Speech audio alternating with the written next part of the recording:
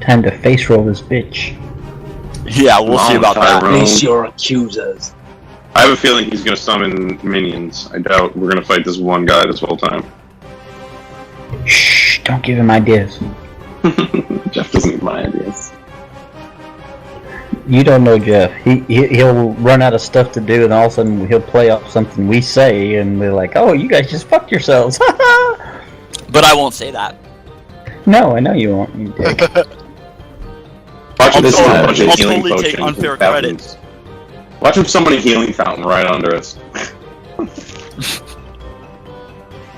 Okay, so this creature just shed Tyrone's skin as if it was made of ash. It was really gruesome to watch. Wings sprouted, and now this creature is not flapping his wings, but more like in some sort of a stasis bubble that's floating about 40 feet off the ground. He looks at you guys. I have been waiting 85 years for you. Oh, well, that was like a blink of an eye for us. Hold on one second.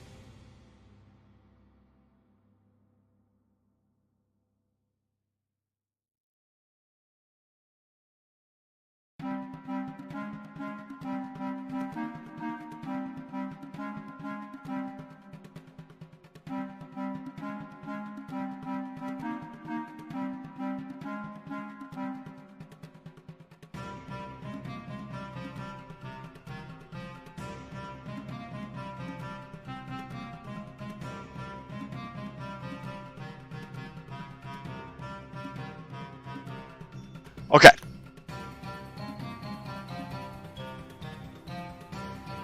Where was I before I forgot my shit? Okay, so yeah. I've been waiting 85 years.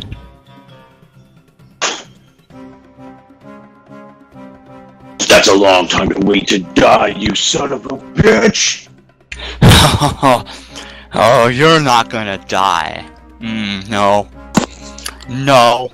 No, you're gonna live in pieces. I am a god. I have dominion over all storm. Cast an Eldritch Blast in his face while he's talking. Do it. Where's my roll here?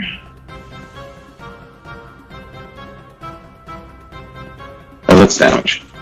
Should probably roll my attack first, huh? Go ahead. It passes right through him as if he is made of ethereal mist.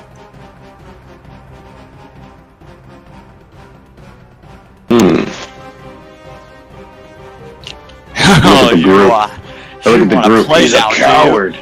He refuses to face us. He's a coward. At that, he flaps his wings and jets towards you guys. It is now initiative. Oops, wrong button. And I hope I keep rolling like that tonight.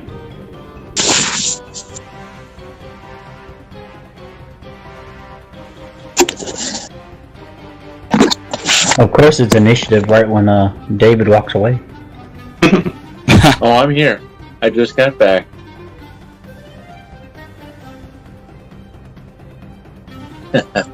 I still got 14. Better than me.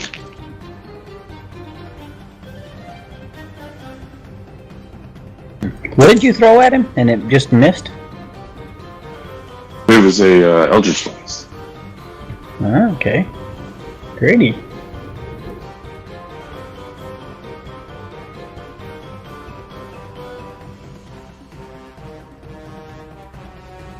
Okay, Mortem, you are up. Yeah, I'm trying to figure out what I want to do.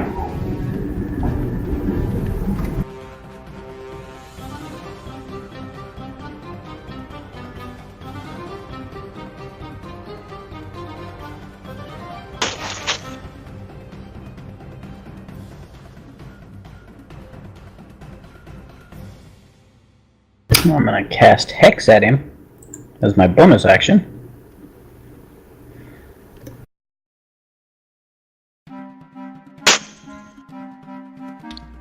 Is that a, what level spell is that? 1. Mark it off. It fizzles away. You have no target. Oh, you dick. You got counterspell up, don't you? Nope. I think it might be an illusion.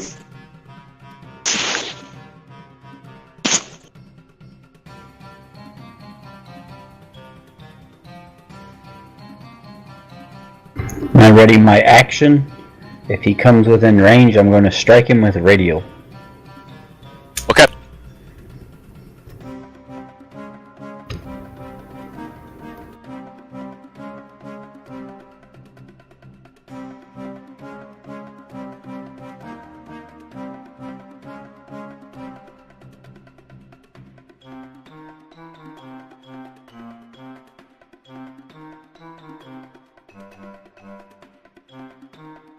All right. Ready, Ref? Go for it. All right.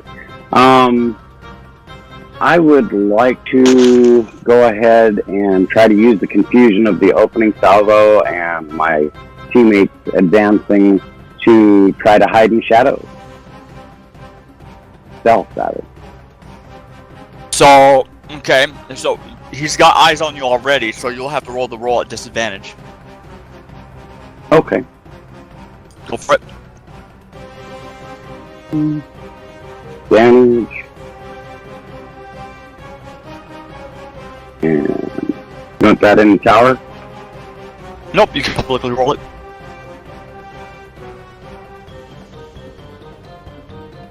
Not bad.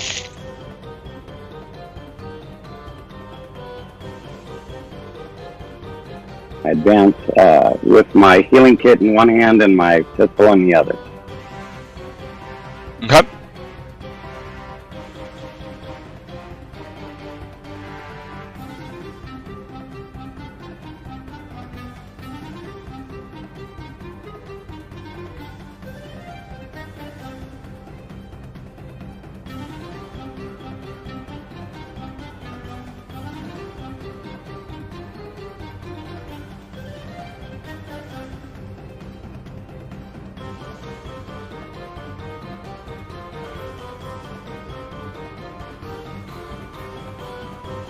What's my movement speed?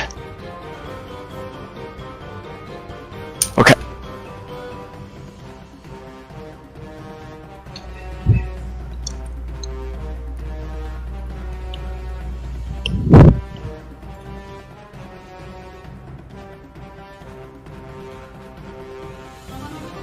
That's 20. He flies down 20 and land. Oh no, he's at 40 feet. Hold on.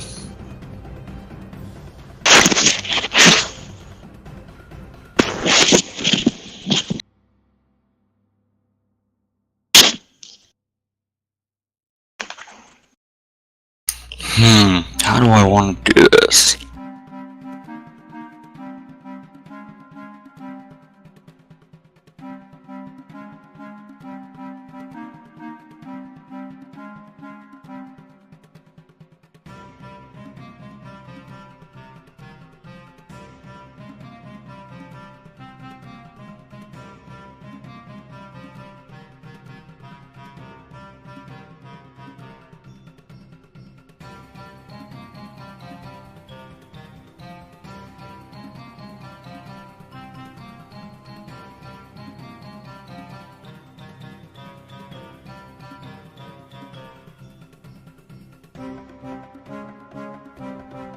Okay. I'm going to start with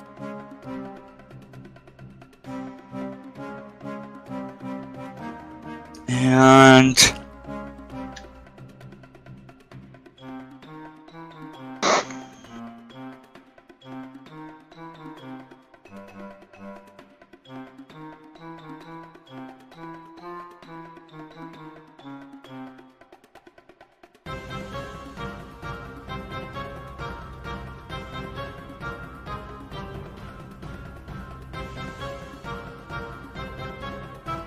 yep, that's what I want to do. Okay. Son of a bitch. Dun dun dun!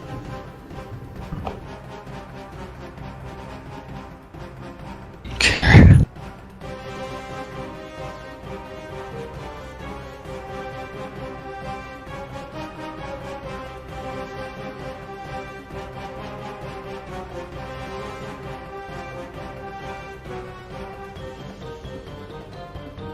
Why you running? Oh, I gotta put my effect on there so you guys can see his altitude.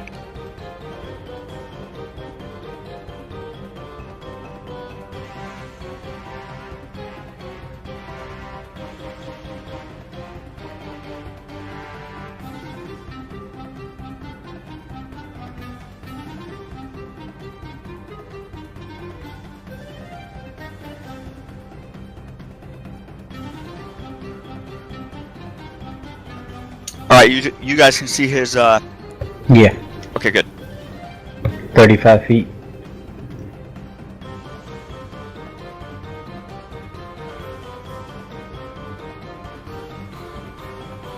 Actually, I'm gonna make that 30 feet. That uses up all of his movement. And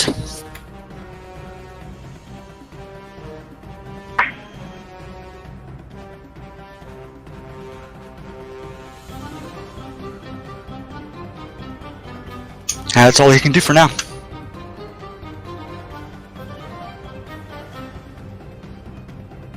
Okay. Holy purple. Sorry, I was just trying to see how much 60 feet would be.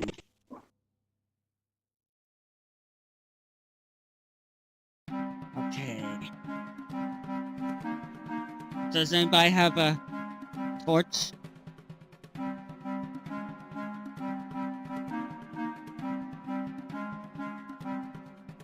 I won't be using one.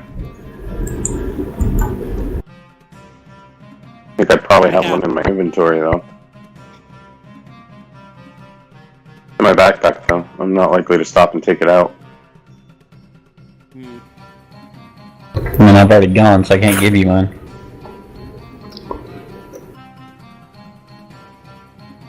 Well, I bring out oil.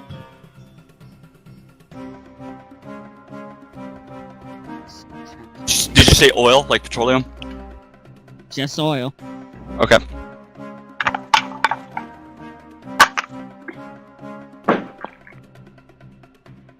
And I'll go into rage. Okay.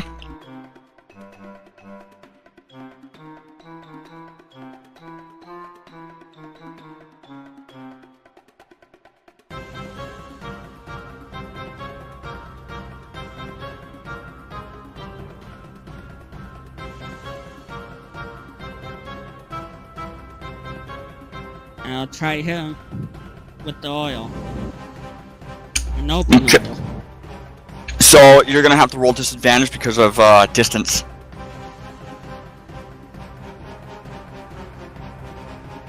Okay. How far did it move? 50? He moved 20 feet laterally and 10 feet vertically. So he's 10 feet closer to the ground. He was originally at 40 feet.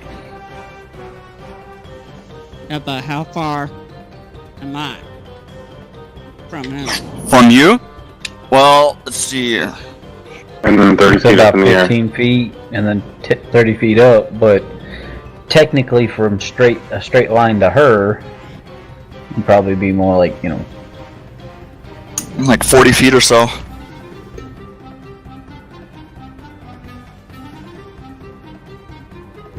I wish I could do that math right now.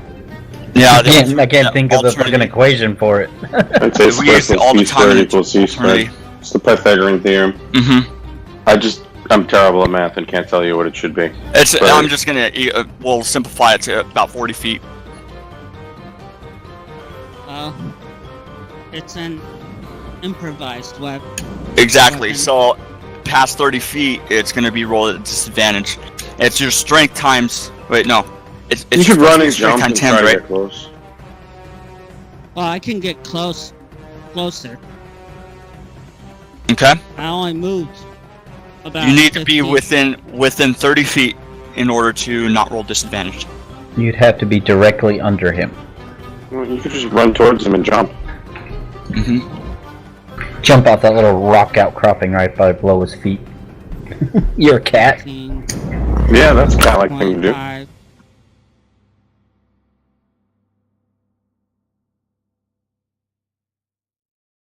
Time to pull out the epic moves. Say that's close enough? Yeah. Okay. So just straight roll. Straight roll.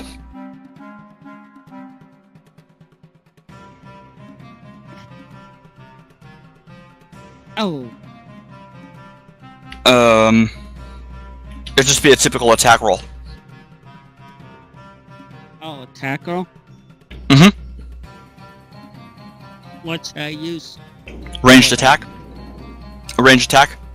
So just do your add your modifiers in, and you're gonna roll against an armor class of 17. So it's like a strength roll? No, it would be dexterity for a. No, it is Thrown ranged. weapons are- Is thrown weapons are strength. Yeah, you're right. It would be strength. So yeah, thrown weapon. Yeah. Okay, so roll your typical melee attack. You can use any of your regular weapons as such. Well, you want something that you don't have proficiency in, and the easiest That's thing true. to do is probably just to roll your strength check. Mm-hmm. Yeah, it's a strength.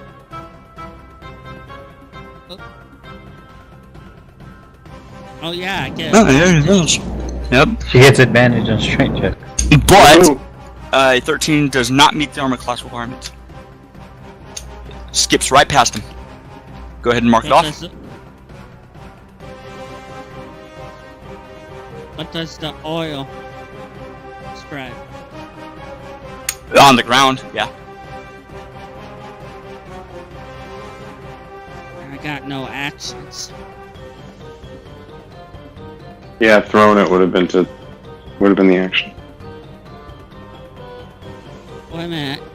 I got an extra attack.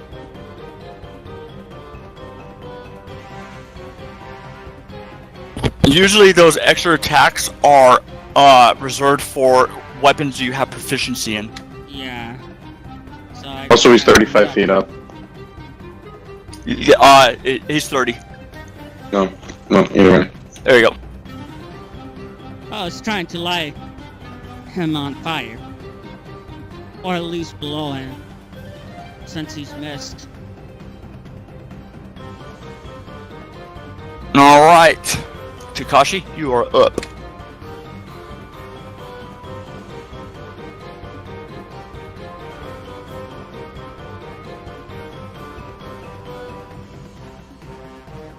Are you on mute? Hmm?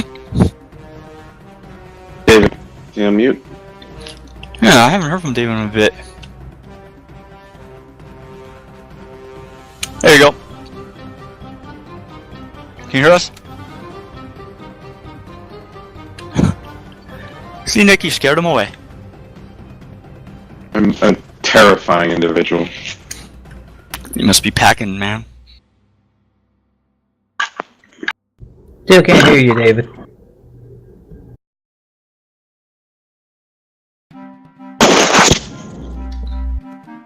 Hello. There he is. Okay, for some reason my headset. Can you hear me now? Yes, Can you sir. hear you now? There we go. It's been happening way too much lately. Rather annoying. So if I'm being quiet, I apologize.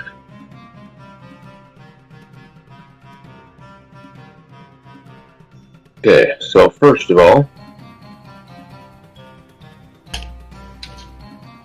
bring forth an arrow.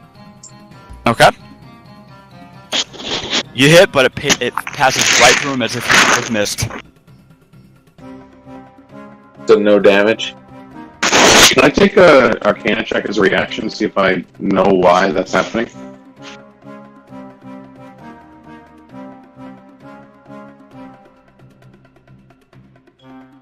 Alright, repeat yourself. Can I, as a reaction, when this the second range attack passes right through him, can I make an Arcana check to see if I know why that is happening? Using a skill is an action. Well, there's a reaction. You can identify spells when they're cast as a reaction, and that's a skill check. But this isn't a spell. Okay. You would be Alright. contemplating your memory in order to figure out what's going on with this. Alright, I hear you. I'm good.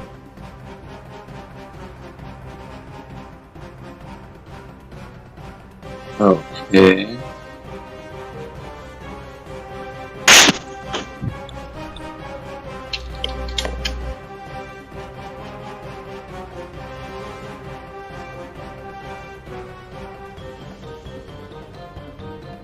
That connects. Do I have you? Oh, yeah, you are. Okay.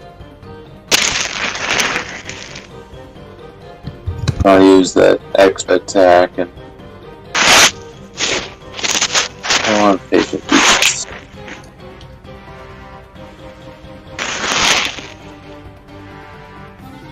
What does patient defense do again? I can take the dodge action. Oh, okay, yeah. It's so.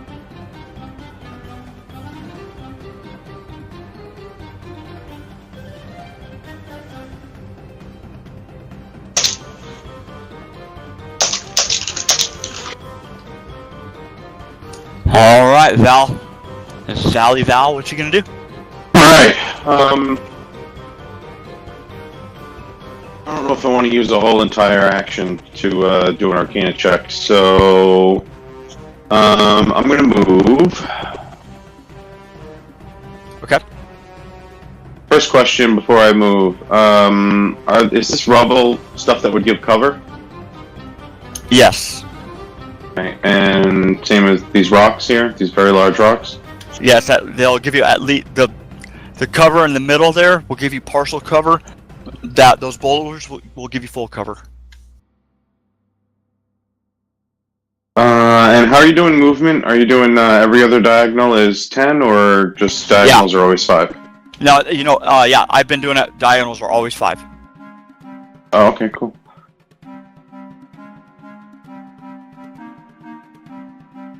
Okay, so I'll move 5, 20, 30 to here. Okay. And I will use an action for 60 feet in all directions, which is much more than this. Double this. So basically everything that's visible. Anything that does not have total cover is revealed to me if it is a evil or good creature. Know the location of celestial, fiend, or undead. It is a fiend, yep. So basically I'm trying to figure out if this thing is actually here, or if I sense it elsewhere. It's both. It is here, but it's also occupying another plane. Interesting.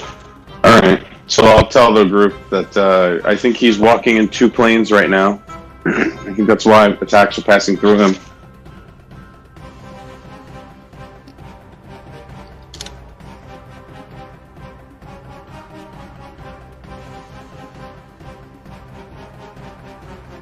So you basically got to make him come to one plane or the other. Yeah, we gotta force him into the material plane, I think. But I don't know how we would do that.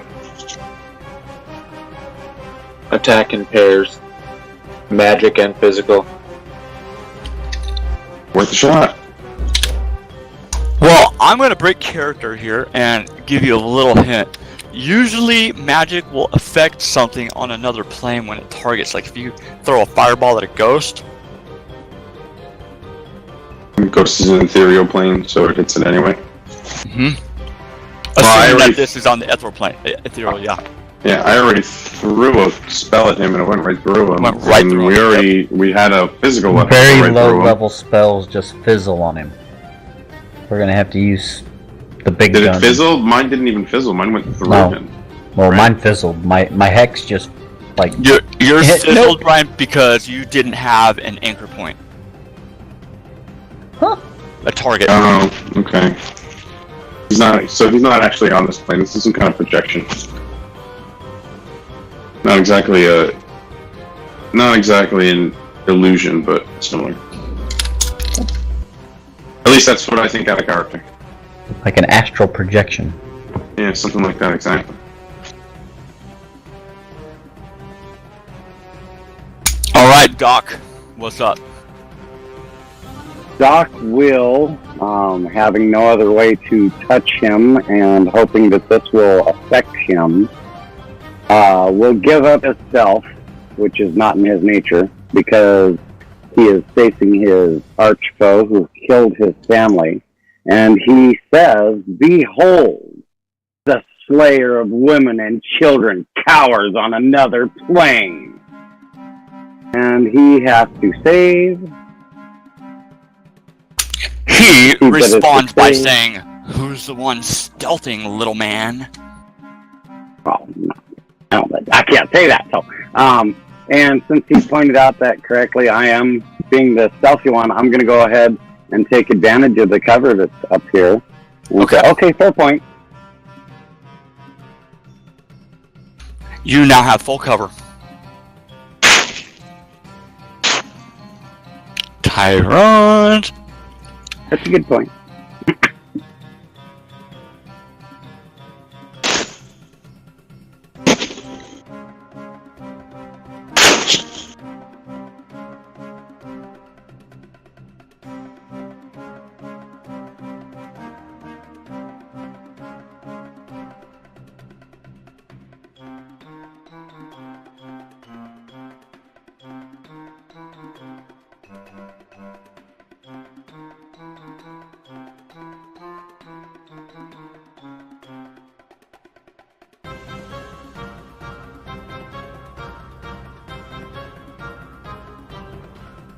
Ooh, I can't wait till I get 4th level spells.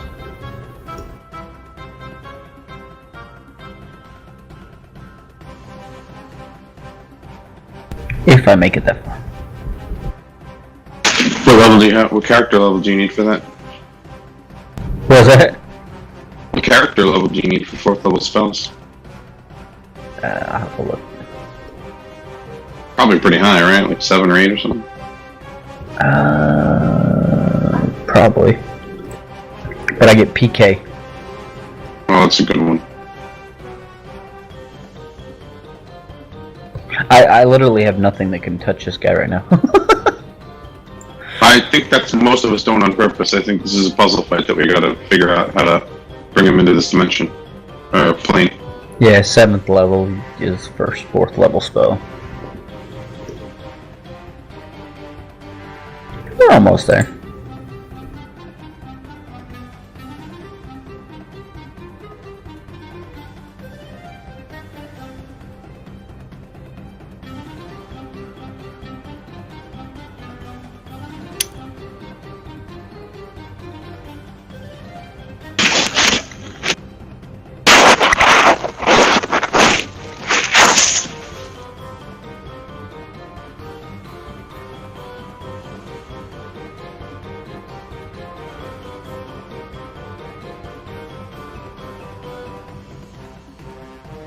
Holy crap. I'm playing a Pathfinder game. And, we're playing, Kingmaker. But with a whole bunch of homebrew thrown in. And, We just had a fight that lasted 4 sessions.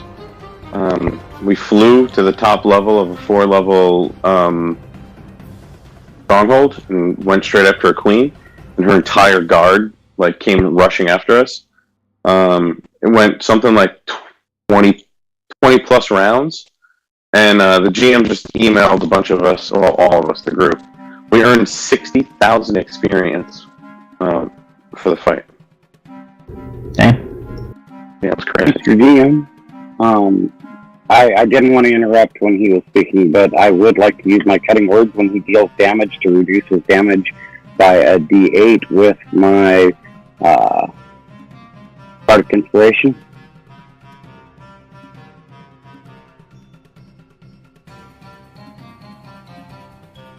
Jeffrey, on mute. Am I on mute? I hear you. No, I was. I sat on my mic. Oops. No, no problem. Is that on yourself? I'm sorry, say again. Is that on yourself, that Bardic Inspiration? Bardic Inspiration, when a creature I can see within 60... Oh, he's out of my 60 feet, isn't he? Because he's up. I'm sorry, He is 30 feet up, yep. Yeah, 40 feet over and 30 feet up. I don't know if that makes 60 feet or not. I think it does, though. Okay, he is going to... I apologize.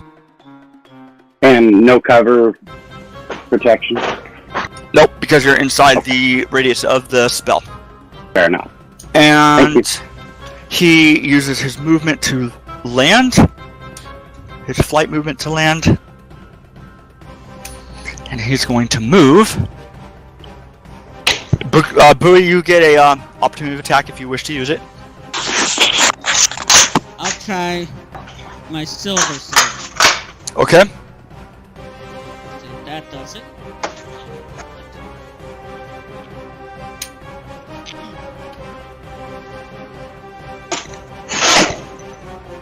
No, it does not.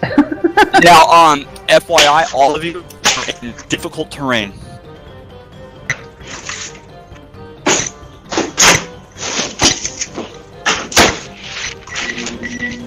Sorry, what was difficult terrain? Anyone that's circle. in the blue, you're difficult terrain. What was the spell that he cast, or the effect that's going Storm on Spear. He cast Storm Spear. Okay. Thank you. Holy shit. I must have rolled a 1 for initiative because I had a 10. I have a plus 9. That never happens. Yeah, you're usually the first person to go. Okay, that's all I can do with that. Okay, are those like walls, or is that we can still see him? You can still see him. He hasn't Okay. taken cover. But that is also difficult terrain. He didn't get to go his full movement. Yeah, I don't give a damn about that. The only thing it can do is chase after. Go on ahead.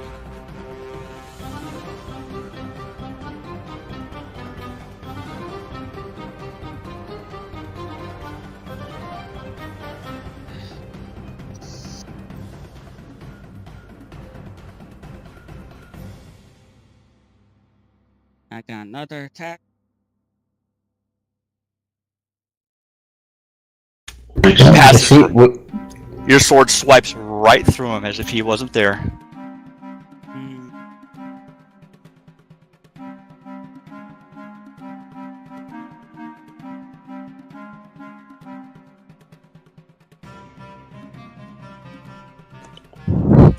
Same thing. It passes right through him. Oh, crit.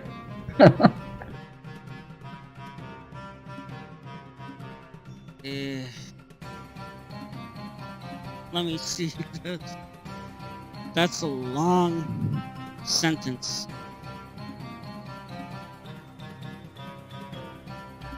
One second. What, the critical effect thing? I don't think it matters because it doesn't actually connect, right?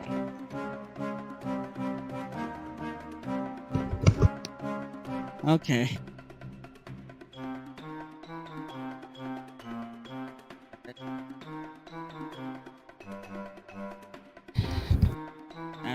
can do.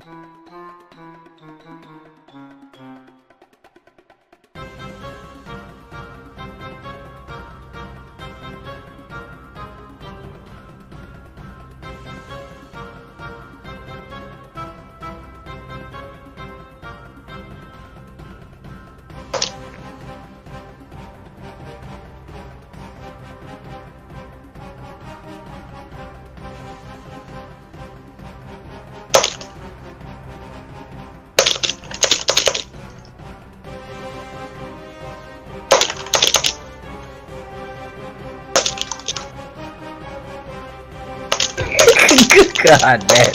I feel so sorry for your keyboard. God, I hate my mic. Sorry, I'm back. I think Go it ahead. sounds worse than it is. Mortem, you are up.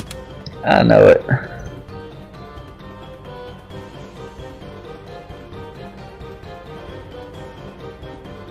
Hey, let's see. Difficult terrain, right? So 30, I can only move 15. He's 40 feet away. Alright, I'm going to Misty Step from there Yeah, I forgot you had that. to right above his fucking head. And I'm just going to point radial down and fall on his ass. Roll to hit. How do I want to roll the hit? I'm falling. Still gotta roll to hit. That's bullshit. I'm falling on his head. And he can dodge.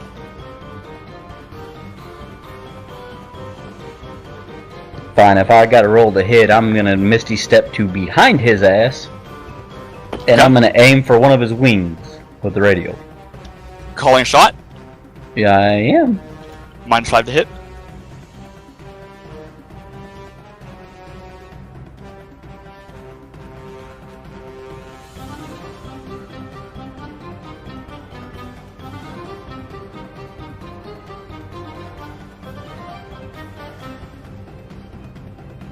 Damn.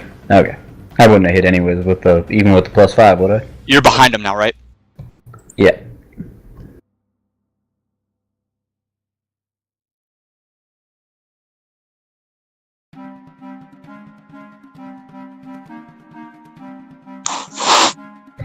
And yeah, there ain't nothing else I can do to his ass. Takashi, you are up. Okay, let's see.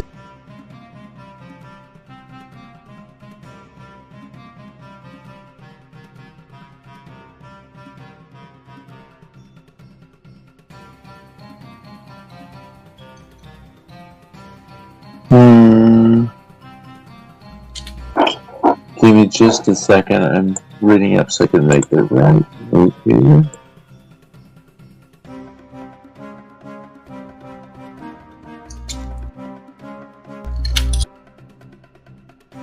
Okay.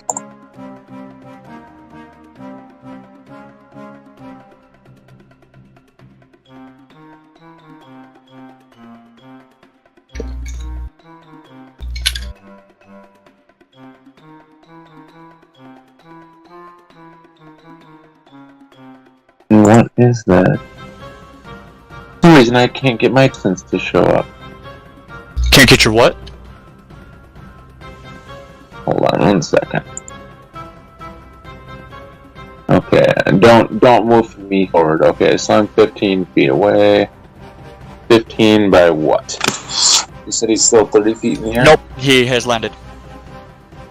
He has landed.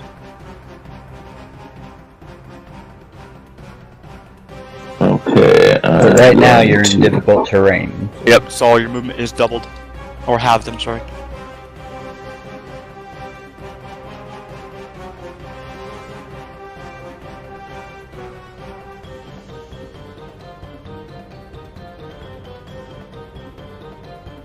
Unless you got a nifty monk ability that lets you run across difficult terrain. I do. He's gonna Jesus walk. Right up on this dude. I need a drink. I'll be right back. Wagasashi style. So yeah, the step of the wind allows me to jump. So I'm literally going to jump right at him. That's Val. Oh. Am I not seeing the other character?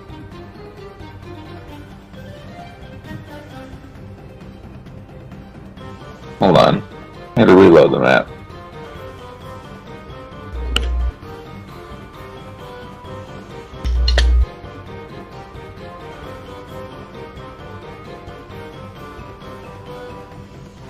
What is this map called? Island. There we are. And yes, I see that. That is playing out Tyrone, where it was showing the dragon in red. That changes my mood. Oh crap! Is it my? Are you guys getting disconnected? Nope. I'm not. So all of you got disconnected from the table. That was me. That was me. Told you something was wrong. Is it? Am I back? Kinda. You sound like a Here, robot. don't. Wait for my connection to get better here. Yeah, I was watching originally, and all of a sudden, like, right where Val is here, it was saying that, So you didn't want yeah, to be there? I'm. No, it was the dragon, which is originally there, and then I'm getting dropped off the game. So give me a second. There we are. Okay, so from the original mission, that was. Allow me to move. That was okay. So that was 25 feet that I moved, and I'm doing the dash action. Okay.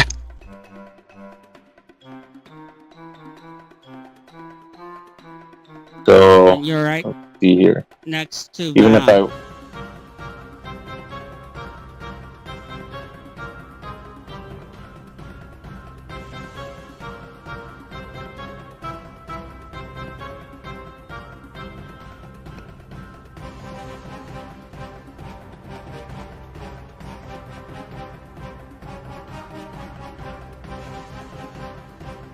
I'm gonna try one more time.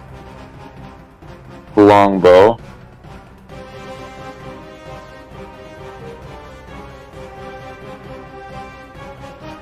Is that shown on your end? Yeah, you moved. You're outside the bubble now.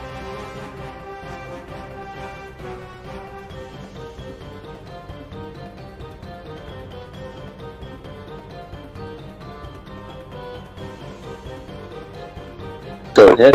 Is that correct? You missed. Whizzes right through him.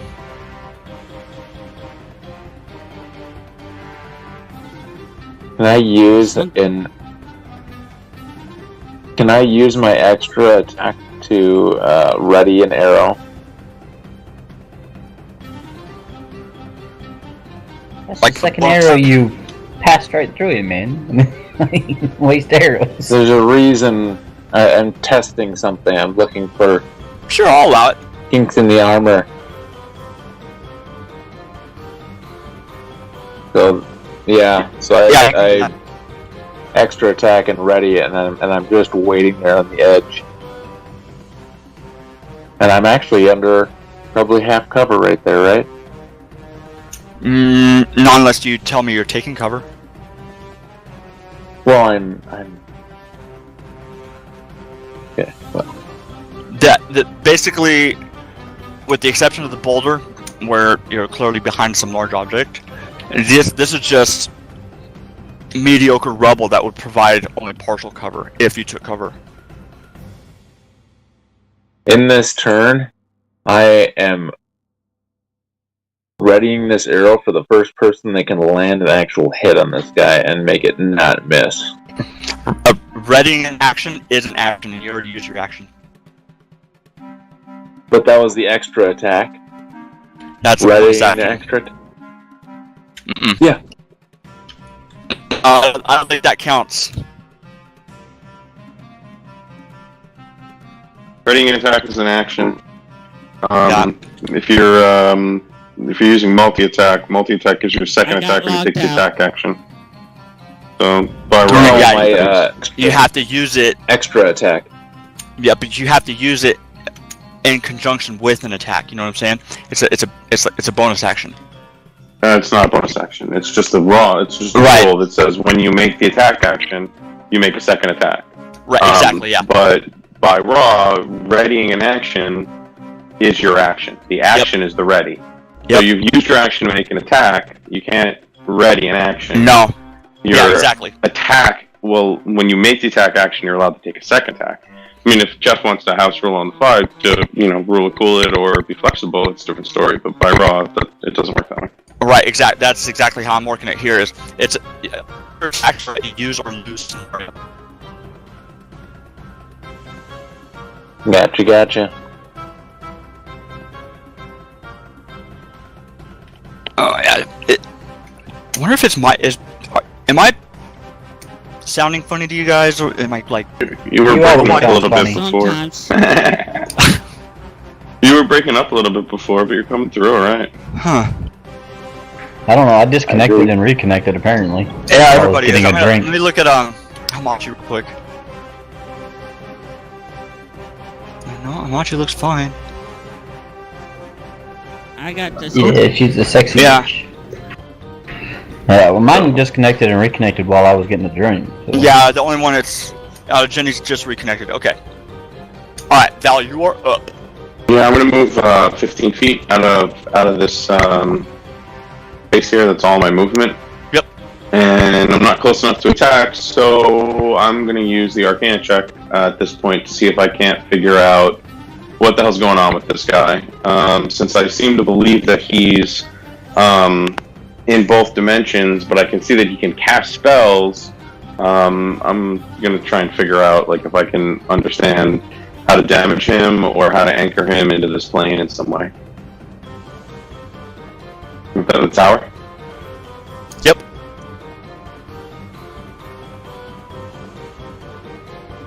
Well, I have to give credit where credit's due when you rolled 20. Oh.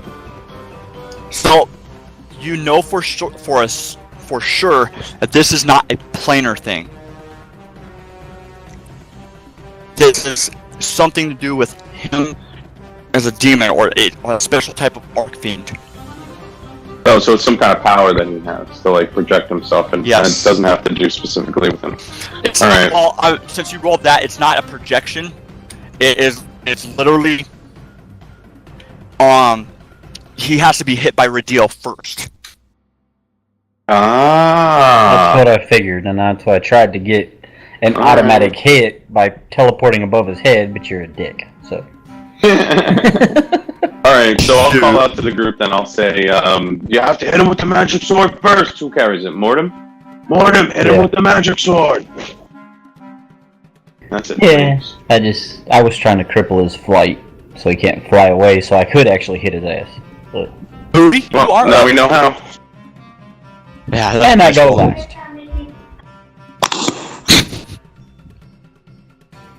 Everybody, ready your action. You just read my mind literally just now. Okay.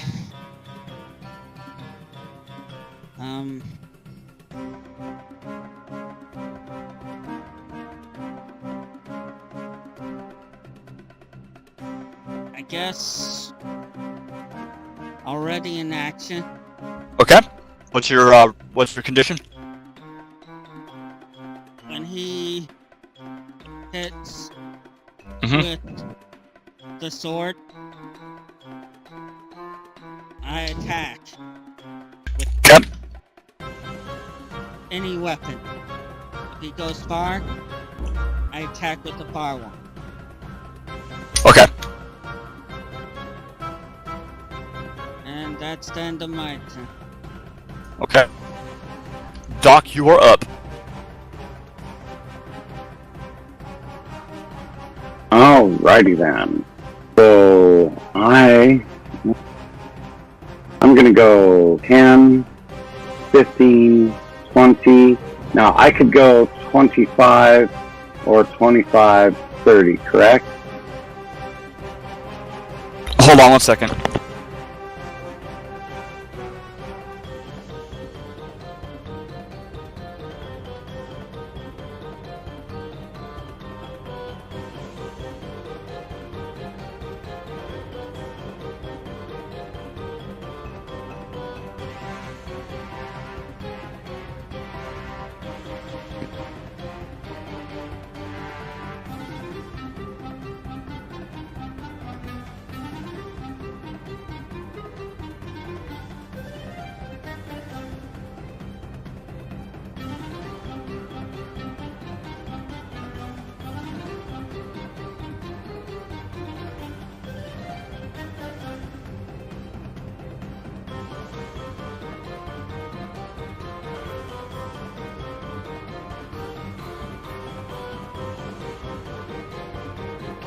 I'm so sorry about that, guys. Okay, I'm back.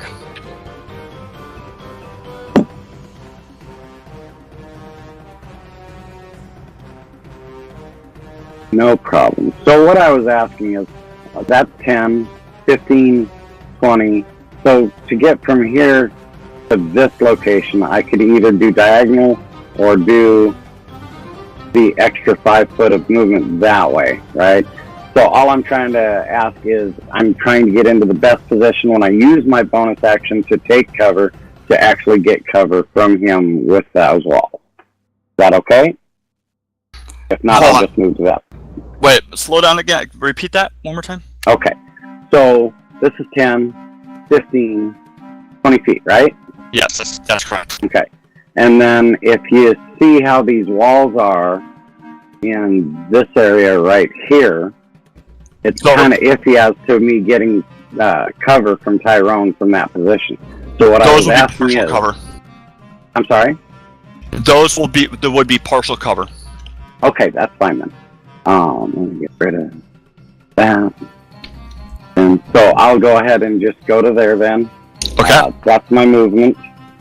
And then I will tell him, indeed, I am immortal and I do skulk, but I don't kill women and children, and use my vicious mockery on him again. Now he's in range. And he fails his save. Takes this much damage. And then I will use my bonus action to take partial cover.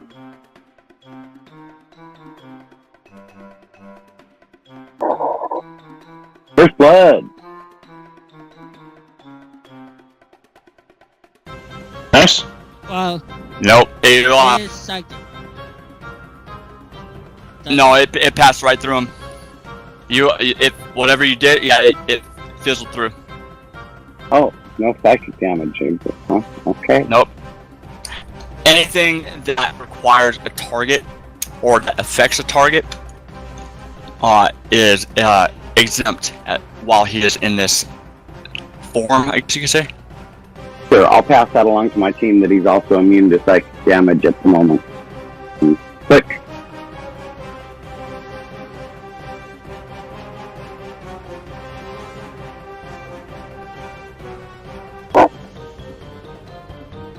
Yeah. I get right up close and I ready my attack.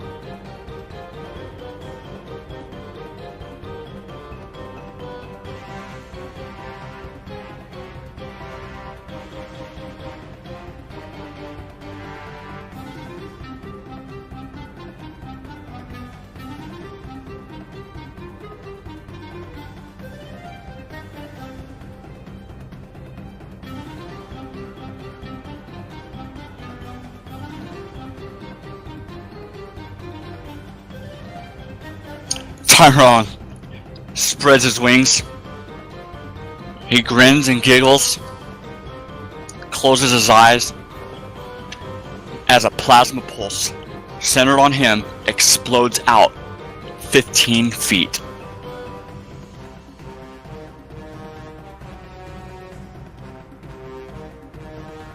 I jump.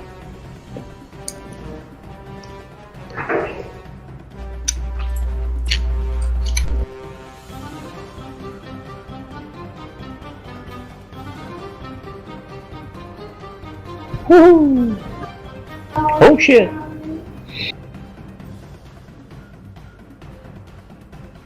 You guys took my bait, little fools. Hold on.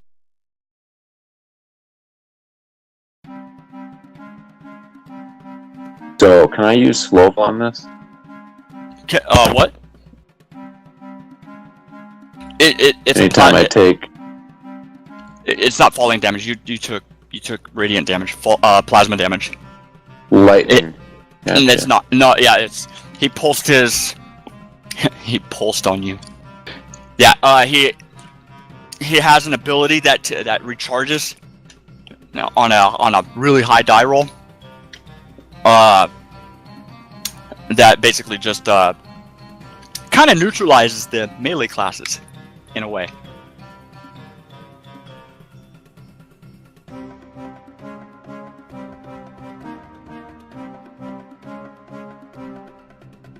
Val, you are up.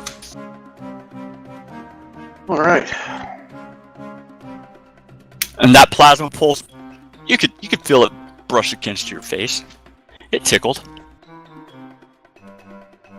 Well then, Mortem goes last, huh? Yeah, that's not very tactical, is it? Or is it? You gotta that's actually okay. maximize I'm it with gonna- your ready actions. Yeah, I'm gonna move here, and it looks like I should have a pretty straight line to him to do a ranged attack. That makes sense. You have line of sight no matter what. Okay. So I'm gonna ready an action. Okay. Pardon me. Same And condition. whenever he becomes vulnerable from being struck by what's it called again? Radio. I will launch a pair of Eldritch Blasts at him. Alrighty. Now's the moment of truth.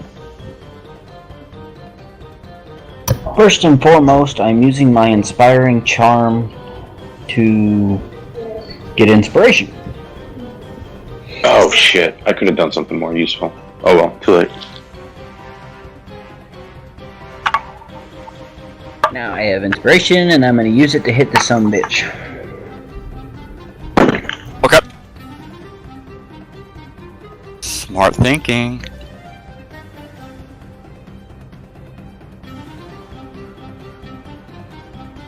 I'm using Frostwind Blade with radio. Okay.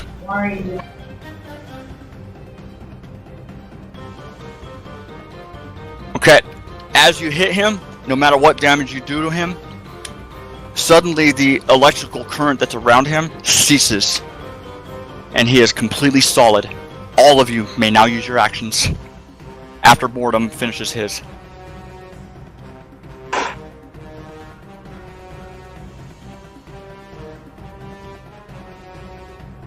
What's Frostwind Blade do? You get something extra for that? It makes me choose whether I want to roll a disadvantaged attack or take damage. Oh, that one. Okay. Hold on 1 second. Quick, everybody roll your It's a attacks and I'll cantrip, tap so I use it every attack, pretty much. Makes sense. That's cool. Everybody attack while Jeff's away. Maybe we can kill it in one round before he gets back.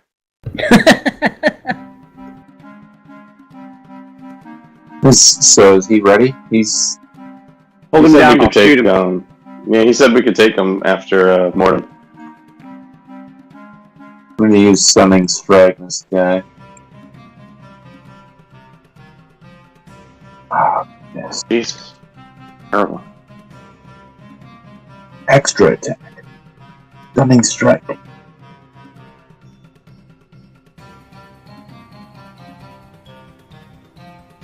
Extra arm strike. Good lord. Huzzah!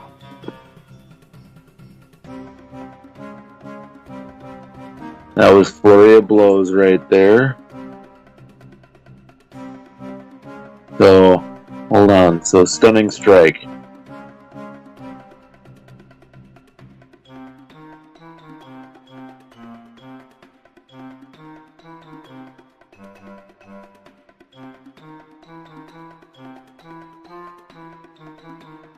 Does he have to make a save?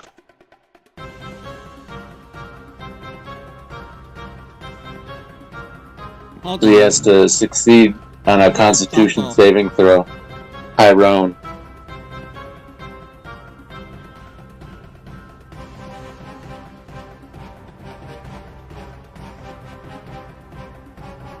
Oh man, that sucks. But we quarter movement speed, no charge. Excuse me for a few. You want us to take 5? Uh-oh, Bowie, what'd you do? It said Who I fumbled? fumbled. How did you fumble with a I 9? didn't. I would have to get a 1. I got a 9. Oh, that's me. Look, Oh. I rolled a 1. It just popped up in Oh, the chat okay. afterwards. Hyperextends your leg. Oh, How do you don't know. hyperextend your leg casting Eldritch Blast? You Yeah, step exactly. wrong and I think I just took fall a wrong on a step. rock again? Yeah, I wasn't paying attention to where I was going. I was trying to, make a joke about your skiing accident. Oh, I forgot you know about that. Yeah, I'm black You and slipped blue. and fell on a rock again? It's worse than that. I said that I slipped and fell on a rock on Facebook. I actually slipped and fell on top of my own fucking snowboard, which was up at an angle. Ow. How the hell did you manage that one? You ever seen, do you snowboard, or have you ever seen somebody snowboard? Yeah, I've been snowboarding. I You know how used you to do it a unclip? lot when I was a kid. Oh, okay, so you know how you unclip one leg and you skate, and you push around?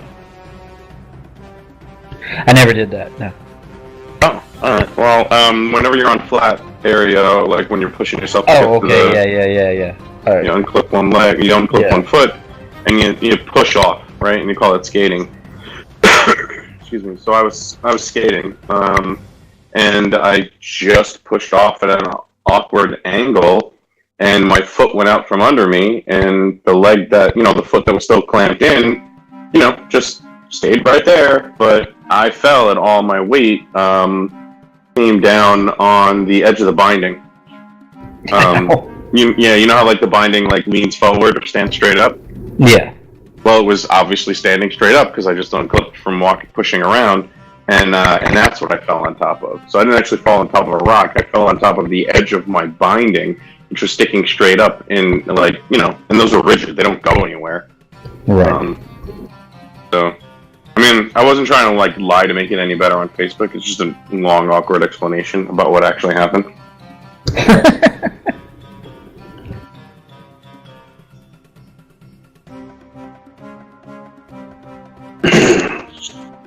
In fact, actually, I tend to make fun of myself and tell the worst things on Facebook. One time I fell. One time I was, I just think embarrassing, self-deprecating stories are hilarious, and I figure, if I can get a laugh out of myself, everyone else should too.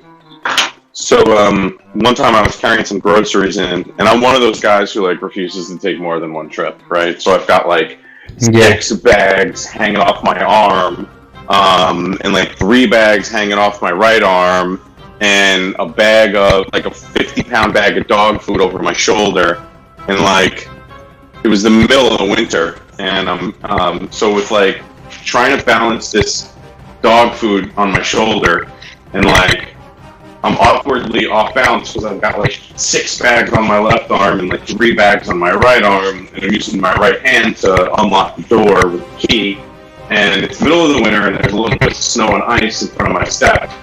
So I get the door unlocked, and I go to push it in, and I my balance, go sideways or whatever, and I slip, and it's like Charlie Brown hitting a football kind of slip, where my foot goes up and my whole body's vertical, and I fall down. Not only do I fall down and hit the ground and smack my head, the fucking 50-pound bag of dog food that was on my shoulder was all of a sudden in free fall and just smacked me in the fucking face. The only way it could have been funnier is if the whole thing exploded when it hit the ground. So, that one was just so freaking funny. I laugh when people fall, so you throw in all that other crazy shit into it, and it was just so funny. Immediately, as soon as I realized I didn't have a concussion, I was, posting on Facebook about what a moron idiot I am.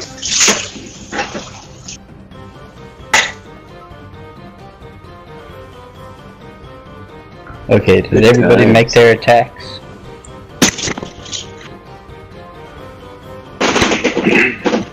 Think so. No, I did not. Were you? I thought you were joking. No, yeah, before he left, the last thing Jeff said was, once he's dropped his force field, we can all make our ready actions.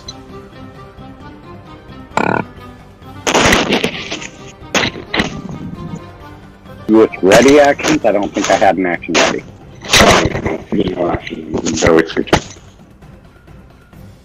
Everybody else ready to an action, waiting for me to hit this thing with the magical sword. So. Right, I tried to use my psychic attack, my cutting back. Oh, that's right. Yeah, that's right. Yeah, Vicious mockery. Well, I'm trying to use Stunning Strike, so I should have It'd gotten work one attack. now. At some point, But I needed- we're probably going to raise this the shield again, and we're going to have to hit him with radial again. Well, that's the only thing I'm going to be hitting him with, unfortunately. I think it's funny that it's supposed to be like Your radiant HP damage is or low. light damage or whatever, but it sounds like it's named after a tire. Yeah.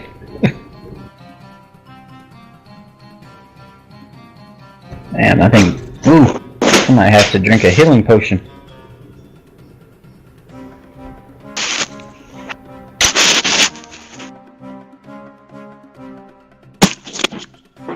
Well, depending on the order of initiative, I was planning on coming in and healing either Takashi or Mortem, depending on who was still there when I got there. But that's the extent of my movement. Yeah.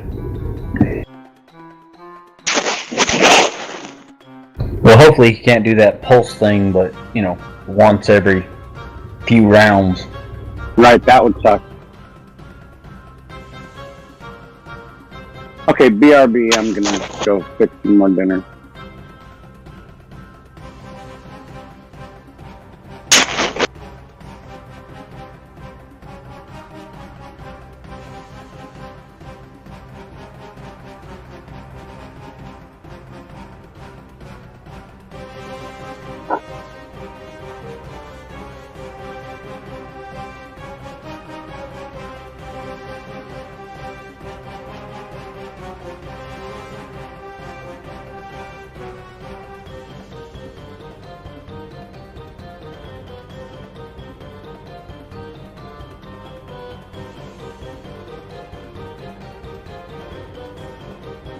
Dave, you didn't roll your damage for your one hit.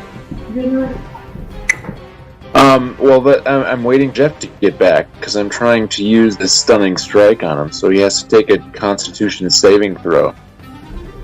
He should automatically do it. You should automatically roll his Constitution saving throw. Well, you have to have I like can't a thing set up on your sheet to drop on him for that to work. Right, and that I don't have right now, so Oh, okay. don't know why I need... Well, no, it should, but it's not here. Hold on, there we go. Hold on. You are correct, it is here. No, I already did I already do it once? Yes. Fast. Yep, that's what you need. Yeah, Ooh. see? But he saved. Really well. Okay. Well, damn it. But either way, I'll finish my unarmed strike.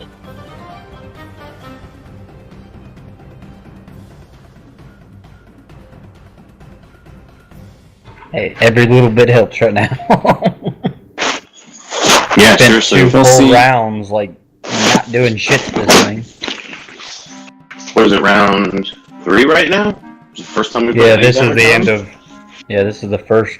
The end of the third round. I just haven't ended my turn yet, waiting for And- Jeff. Am I using this right? So, go work with me here. So, in the monk class, I've got... Oh, let me bring up my skills. Okay, so...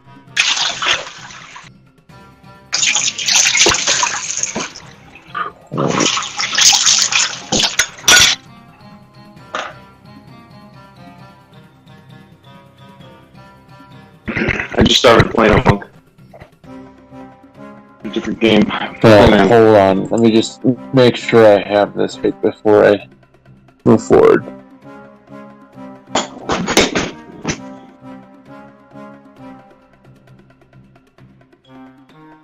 Well, I'm out of spells, so... Except for cantrips. Ooh, I can do Hexblade's Curse. Ooh.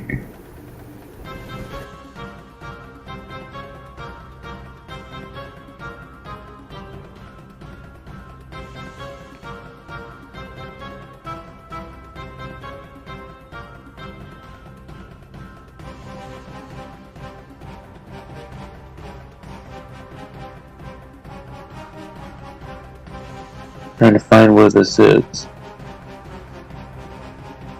Larts, maybe this is it.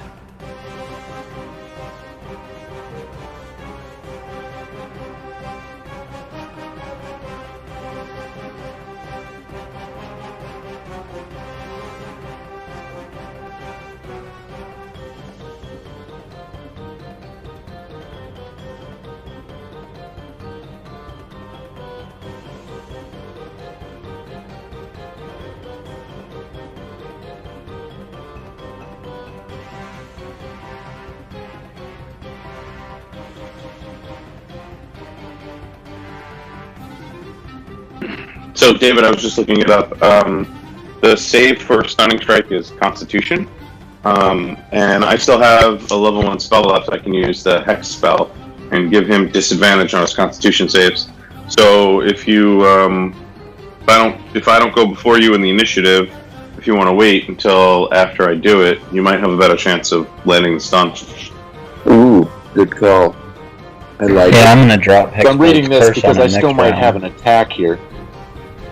Actually, I'm gonna drop it on his ass this time.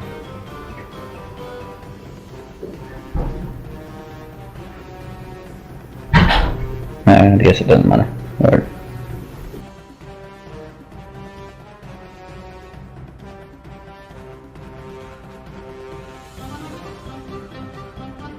Okay, so what I'm going to bring up here is, so with the monk class, I have the martial arts ability where if I make an attack with a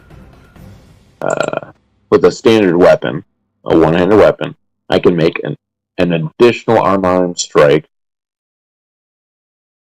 with that action. Now, when I use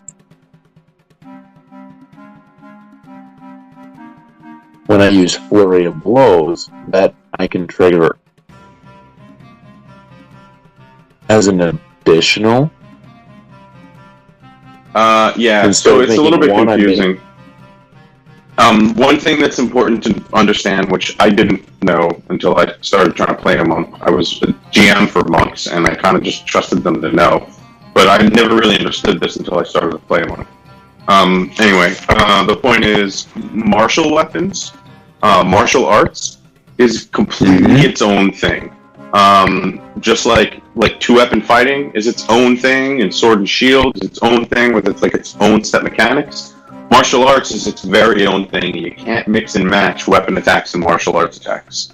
The only time that's different is because your unarmed strike, because your fists are weapons. You happen to have, so if you happen to make a regular weapon attack, you can use your bonus action to make an unarmed strike, as if you were two-weapon fighting, just with your fist. Doesn't it also require it to be a monk weapon?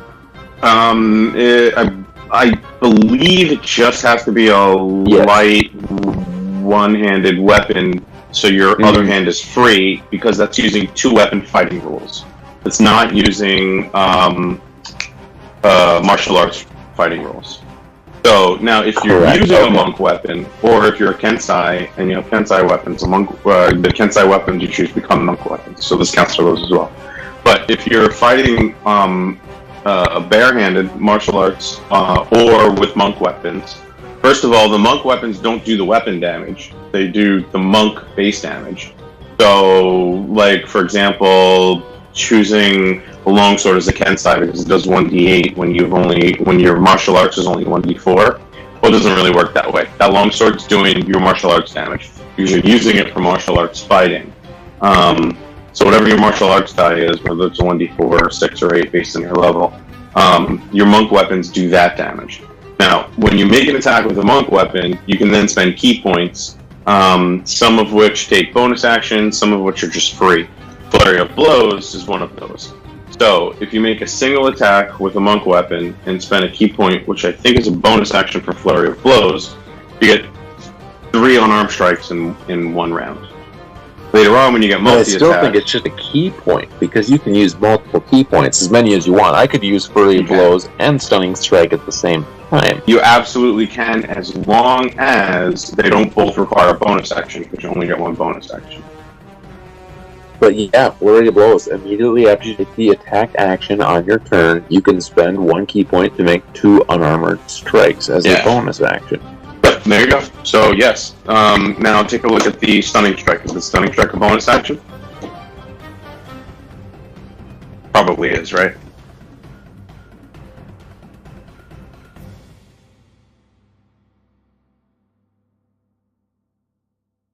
Nope. It's not. Holy Not a shit. bonus. That's amazing. Right? So you can do them both on. Yeah, you can do them both, and then Okay. Now here's my other. And on top of that, when you get to level 5, you get 2 attacks, and each of those attacks you can spend a key point, so you can make 6 attacks with flurry of blows. And if you land any one of those, I'm pretty sure you can earn a key point to make it a stunning strike. So now this goes to my next point, is that I also have an extra attack here, which I haven't used yet. So now I can use this extra attack from the monk to still make another attack here. I don't know if he's going to let you do it this time under normal because... circumstances, yes, but you had a ready action. And remember the way the mechanics work for a ready action. Your action is to ready an action. And that ready action is to take a weapon strike. That's different than taking the attack action. And in order to get the extra attack, you must take the attack action. So... But it was a ready attack. No, well, see, that's why the language is misleading. You ready to strike with a weapon. You didn't ready the attack action. Readying was your action. In a round, you get a movement, an action, and a bonus action.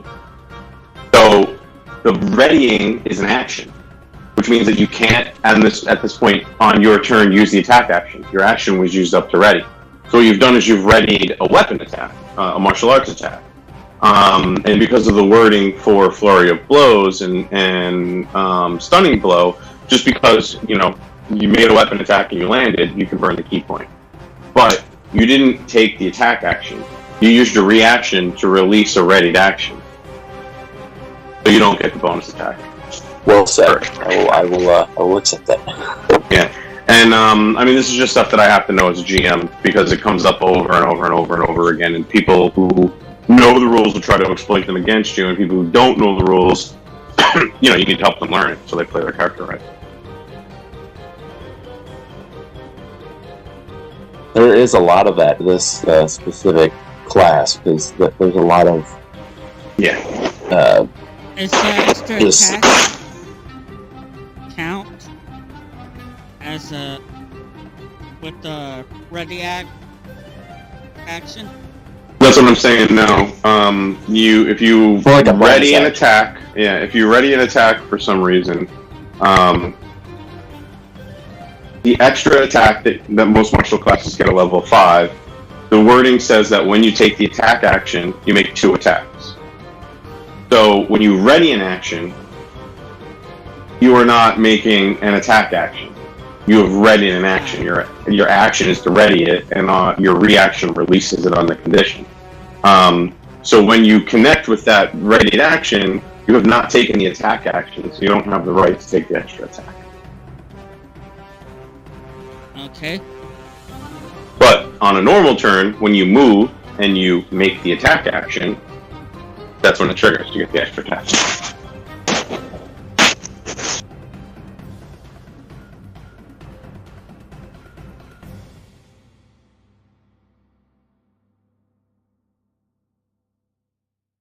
I think Jeff doesn't want his big bad to die. He's scared. Watch his back and on mute. He's wondering why we're not responding to him.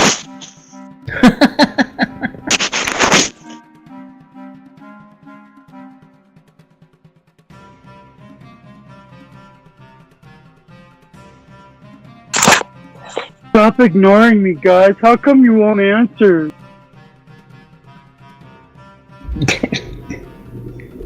I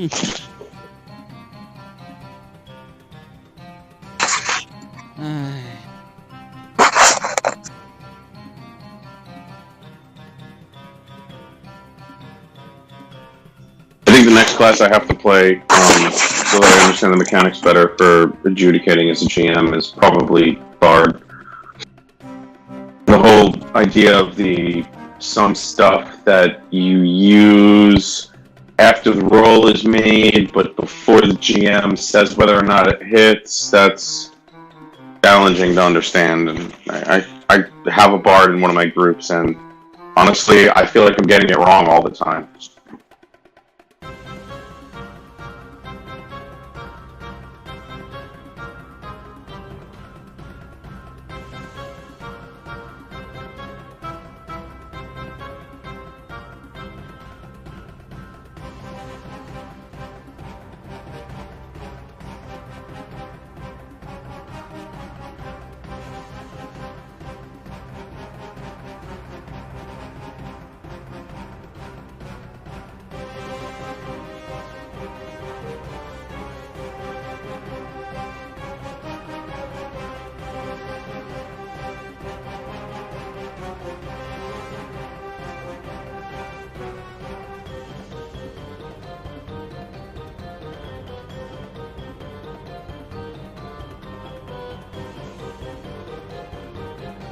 Uh-oh.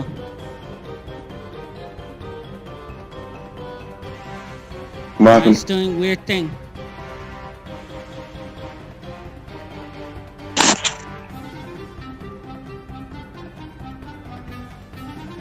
Oh boy, I just saw your type. That's cool. That looks like I've been thinking. I'm thinking that my next character is going to be pure something, and I was thinking about either a sorcerer or a wizard. Been doing a lot. My next character is going to be a rogue. I've already got him made. Damn it! I love rogues. The first character I built in 5e that I'm playing in a public game store is Stalker Assassin. I'm probably going to go an Arcane Trickster with him. But Nice. Yeah, I'm playing in a West Marches campaign, and I don't like the GM style very much. And he rubbed me the wrong way in a public chat forum, where I just thought he was a real condescending dick. And I don't know if I'm going to go back to it or not. But anyway, the point of that is that I'm playing an Arcane Trickster / Abjuration Wizard. And I'm taking 4-level dip of Wizard Abjuration for a couple of reasons. Mostly so that I can make myself more resilient in battle. But the Abjuration Wizard, whenever he uses an Abjuration spell, gets temporary hit points. So basically, I just run around, and whenever something hits me, I pop the shield spell, and whether it hits me or not, I get bonus HP just to absorb the hit, and it lessens it. It's pretty nice. And then having wizard levels just synergizes really well with Arcane Trickster. What I had hoped to do was possibly create a Blade Singer, but he didn't want to let me use that content.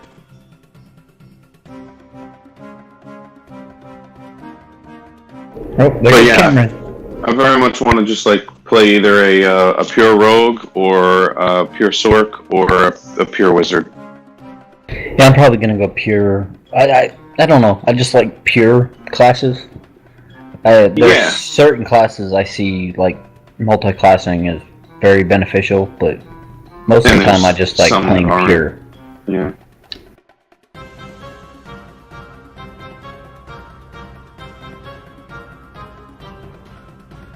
What do you mean by personal skill? Like as powerful as a trait? I mean, as powerful as a feat, or less than that? Most likely a trait. But it's going to be like their personality. Their personal skill.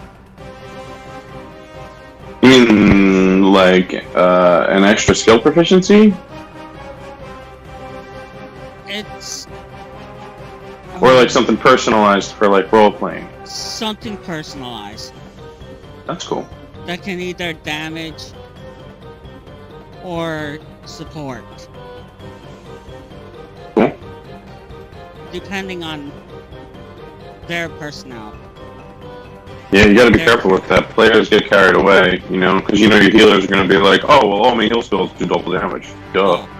I mean, do double healing. they're not going to make it. Oh, you're gonna I'll give it make out. All right, yeah, there you go. I like that.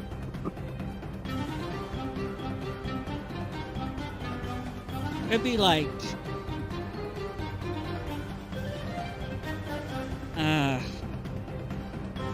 Oh, just got kicked out of the game again. good example. Takashi likes to go forward into battle a lot. Way ahead.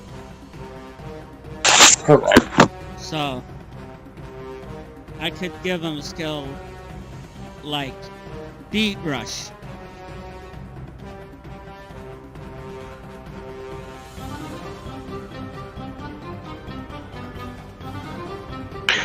Yeah, Commander Strike is Well, but can't wait? I don't know what you mean, because can't anybody just do a bull rush anyway, just because they want to, or you mean like you're gonna make them Bull especially rush. good?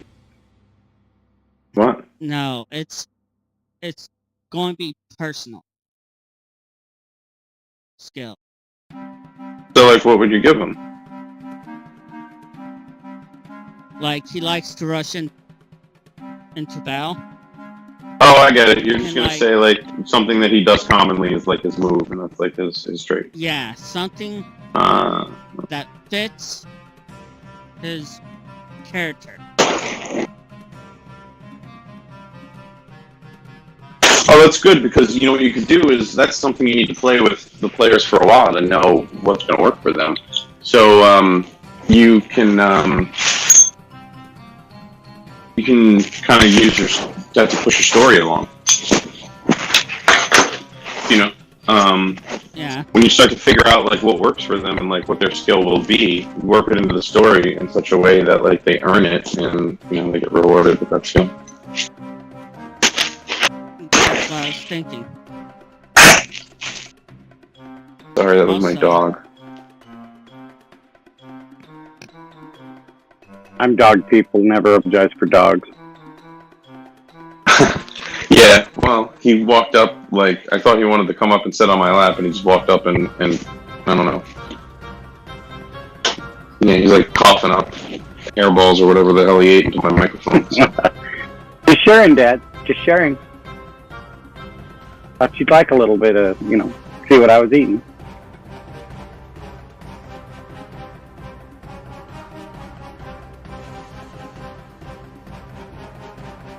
My last monk, I played the Way of the Shadow, but this was right before the Drunken Master came out, so I just took the performance feat and the skill and the deception skill, and if I successfully convinced my opponents that I was drunk, then the ref let me have a +2 all the way to advantage, depending on how well it worked out in my favor, or if it didn't work out at all, I didn't get a bonus. That's awesome. And we just role played it. We just made it an aspect of how he acts rather than anything else. The DM was leaning into it, admittedly.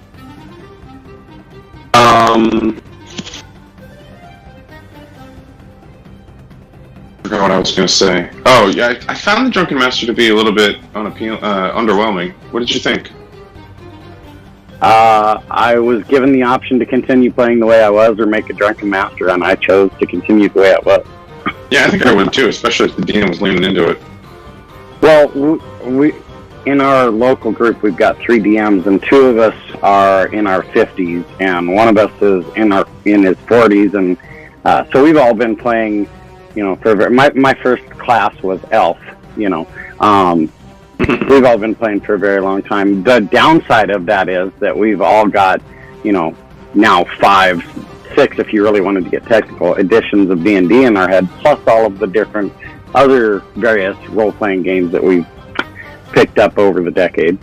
Yeah, it's so hard to keep it straight sometimes. I mean, all I'm playing is 5e and Pathfinder, and every time I play a Pathfinder game, it throws off my 5e game for like 4 or 5 days. And and every time I play Pathfinder, I have to like think, oh wait, all my movement to stand up? Yeah, okay, Pathfinder, right. I like 5e a lot. You know, because of the fact that, like, what you were just describing about how you just role played with your GM, a whole different class that didn't even exist. Like, 5e is awesome in that you can just do that. Like, okay, I'll just be proficient in performance, and that's it. Done. Well, all of us, we were previously playing 3.5, and we're all D&D snobs, so we all snubbed 4th edition, even though there were some good things in there. But if you tell anybody I said that, I'll deny it, of course. I just never played 4th edition, so I don't even have an opinion. But I've heard everybody say what you said. Have you ever played Dragon's Age, the video game? Bioware game, right? Yeah, I believe so. Yeah. It was the original Dragon's Age. Anyways, that's essentially what they made D&D into, which there's some criticism of 5e being similar like that too. But as I've gotten more into it, and as me and my fellow players and DMs have tried to go more rules as written and less of our homebrew and house rules, the more we've kind of gotten into it. Okay, you only get the opportunity to attack when your enemy leaves your reach, and he can do circles around you. Okay, well, you can do that to them too, and it all balances out. You know, that's my take on that, because I'm not a big fan of that. I read the Polearm Master feat in there once, and then I had that locked into my head because that seemed better to make more sense. But yeah, as we get into it more and just accept it for what it is, which is a little bit more rules light and a little bit more new player friendly to try to draw in, you know, not just the core D&D fanatics like us, but new players that otherwise would not have given it a second thought or would get bogged down and be like, no, screw this, I'm done. I don't want to have to get a doctorate degree to play a game. Yeah, that's my favorite thing about 5e, absolutely. Yeah. And myself and the other two DMs that I were talking about, you know, I would not play an illusionist going into a new group that I didn't know. But in our group, I love the illusionist. Because, you know, we all three lean into it. You know, you want to be an illusionist? Okay. You make an illusionary wall to hide behind. Some DMs would be just like they'd come up and poke through it and walk through, because that wall shouldn't be there. I automatically know that. Well, no, there's got to be a reason why you start to investigate it, you know. So if you do something illusory, you know, we'll try to lean into that, and there's got to be a reason for them to otherwise. Now, if they've been across this bridge forever and you're trying to put up an illusion that there's no bridge there so that they don't follow you across, they might check that out. Yeah, but that's roleplay. Yeah, exactly. Yeah, I think I'd say the reason that I like 5e is because I played D&D with a lot more people that I know I never would have played D&D with if it wasn't 5th edition. It wasn't as accessible and fun.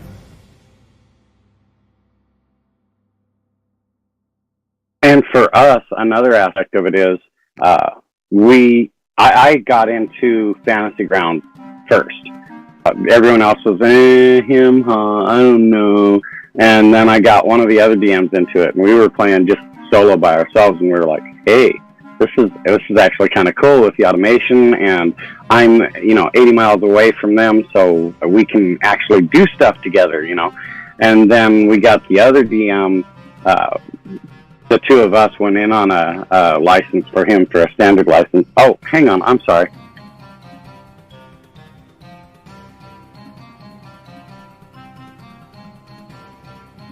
So at any rate, we bought him a license, and he was like, fine, I'll give it a try.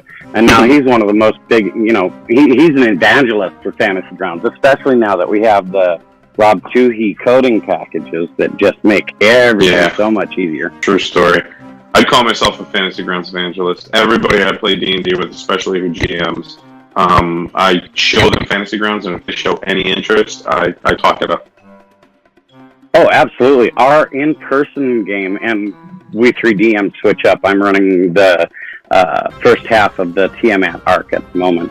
And then the other guy just finished up Out of the Abyss with us, and then the next guy's going to do the next campaign. But our in-person campaign is all on Fantasy Grounds. We all bring our computers or our laptops or whatever, and we all direct connect up, and so everything's a lot crisper and quicker. And that's awesome. But But yeah, and I know people. The only thing that I don't like about Fantasy Grounds that I pray they will upgrade when they make Unity is the random number generator, because I cannot tell you the number of times I've seen 2 critical failures right in a row, 3 critical failures right in a row, with the same, or 2 critical successes right in a row, and 3.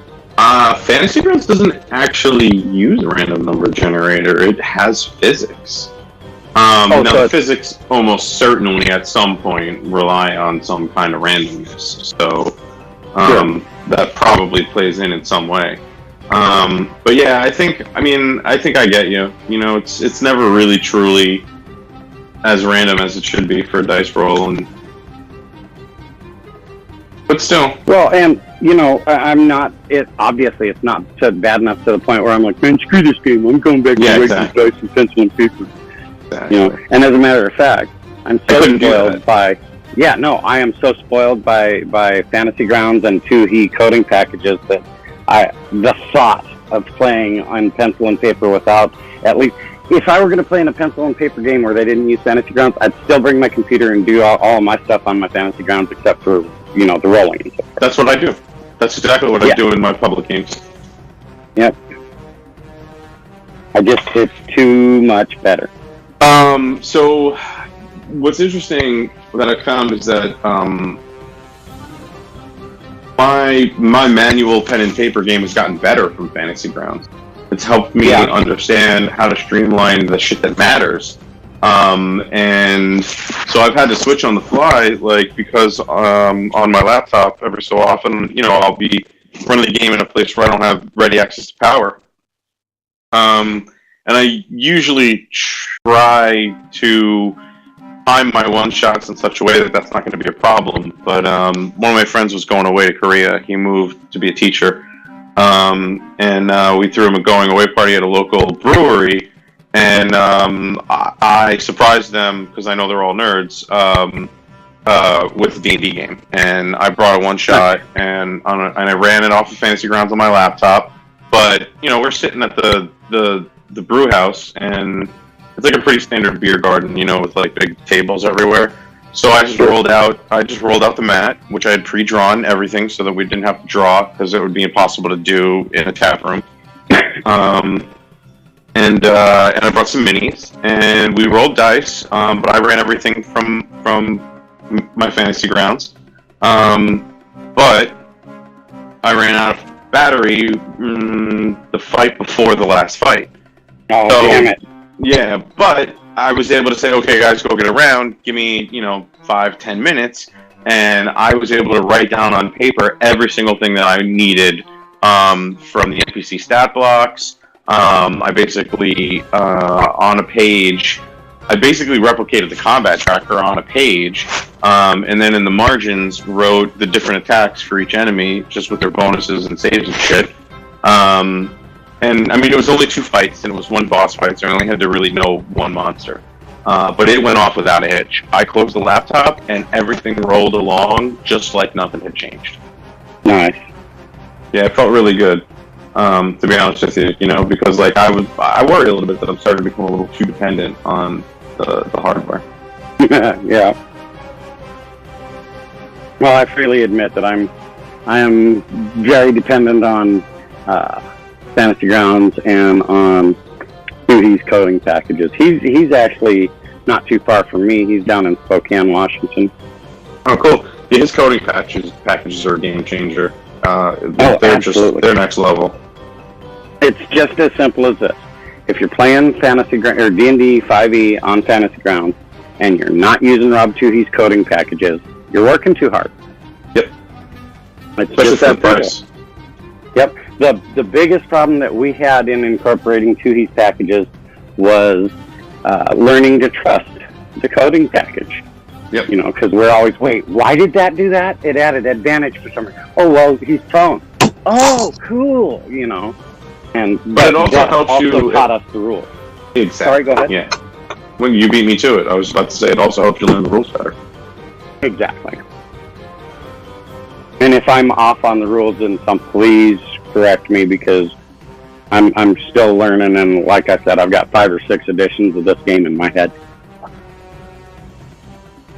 I mean, Kind of the same. mostly it's raw. I mean, we should have access to everything we need at Fantasy Grounds right here to look up any rules we need in the PHP.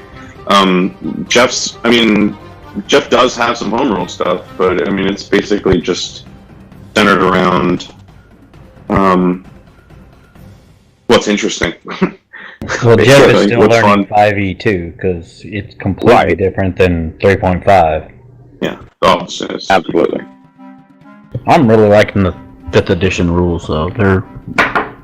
They made it more linear and logical to me. Yep, sure. It's a lot more based on storytelling and role playing, and it's really easy to figure out what dice to roll. One common refrain I've heard from people that I've encouraged and played with 5e over 3.5 is a lot of people don't want to have an entire spreadsheet again just to play a game, you know. And with 3.5 to really maximize, and if you're not maximizing, then you're leaving stuff on the table, you have to really go ahead and say, okay, there's these abilities and this cross matches with this and all that good stuff. Yeah, I'm in 2 Pathfinder games, and when they finish, I don't think I'm ever going to play 3.5 or Pathfinder again. I've been invited to play Pathfinder, and if I'm going to play that, I'm going to go ahead and go play 3.5. I spend so much time looking shit up when I'm playing Pathfinder. Oh, yeah. That's something else I dislike about 5e or at least Fantasy Grounds 5e, is sometimes it's hard to look up information that's like, oh, it's page 142 of your PHP. Yeah. Well, my PHP isn't page numbered. Damn it. And the search functionality in the reference manuals is really not that great. No, that could be a lot better. But that's one thing that annoys me about. Go ahead. No, I was just saying, but that's just a small price to pay. Something that annoys you, you were saying? Yeah, one thing that annoys me about 5e in general is that Wizards doesn't release any of it in PDF. It would be so much easier to find shit on just immediately in a PDF with a linked index or a contents page, and then full text search, right? Like if you could just search the entire PHP just by Control F. Cover, and it's like, oh, these 18 pages. This one's in the skill section. It's the one I need. You got it 5 seconds. Exactly. And I'm not a coder, but it boggles me how it can be so easy to do that on a PDF, and they can't somehow build that search functionality into Fantasy Grounds. I have high hopes for Unity.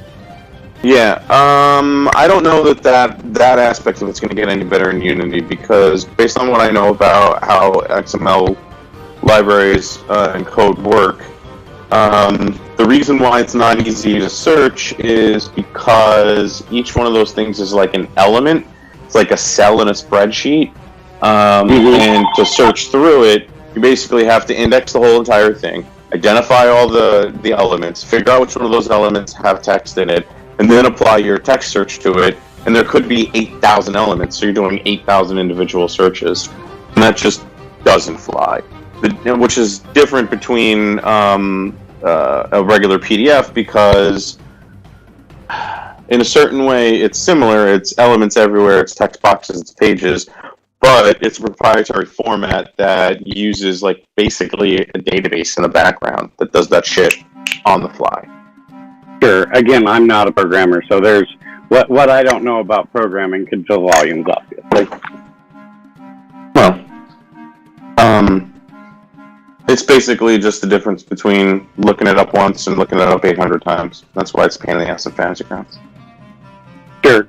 It's just one of those minor things that, dang it, why can't they make this work better? Yeah, I completely agree with you. I mean, because honestly, at the end of the day, they could even just keep, it would be a slightly bigger file, they could just keep the whole entire thing of text in, hidden in another cell that you don't see.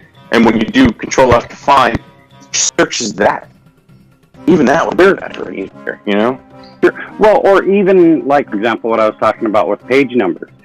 I you can. There's an index for every adventure. There's an index for every book. Why can't we? Well, not why can't. There's obviously a reason, but I don't understand why they can't just at least say, okay, page number here is linked here. Yeah. But I understand. I mean, that it's you do not get the all put headings together in the page format like it is on the books. That's the thing. See, you get the headings, and that's what the answer is like. Okay, well, it's laid out exactly the same. Why do you need the page number when you know that it's under chapter 3, subheading equipment? Like, why do you need to know what page it is? It's 2 clicks from the reference manual. But that doesn't take into account, like you said. Oh, well, I found this thing on the internet that cites page 47. Well, what the fuck? What the fuck section and chapter is page 47? Who knows? And it's just part of getting used to it too. I mean, you learn your search. You learn how to search for stuff. You learn your workarounds. You learn where things are. Yeah, and we're creatures of habit too, so we tend to always do things the same way, especially the same way that we learn them. Absolutely, and I'm a lazy creature of habit, so I tend to do things the easiest possible way I can find. I'm back. Is everyone back? Hey, there he is. We just Sorry bullshit. about that, you guys. No Everything problem. all right? Yeah, I'm good. Yeah. What are you doing, Morton? I'm done. I was just waiting for you to get back. Everybody's made their attacks. Did they? We all took our attacks of opportunity, and then we had a bunch of chat about the rules. Okay. I did drop Hexblade's curse on him after I hit him, though.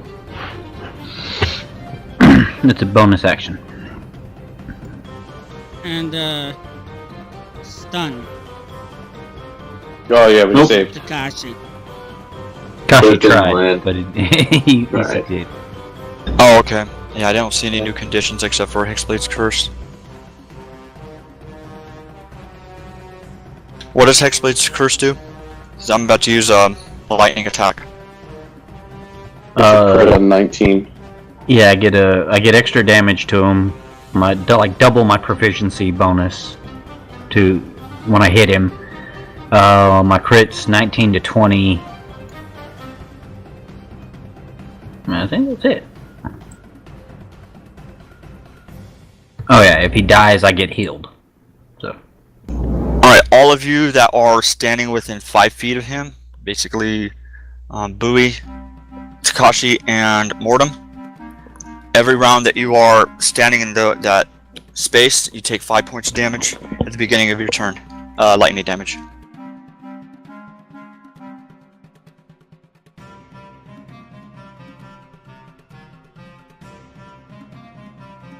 In our current position or within 5 feet of Tyrone?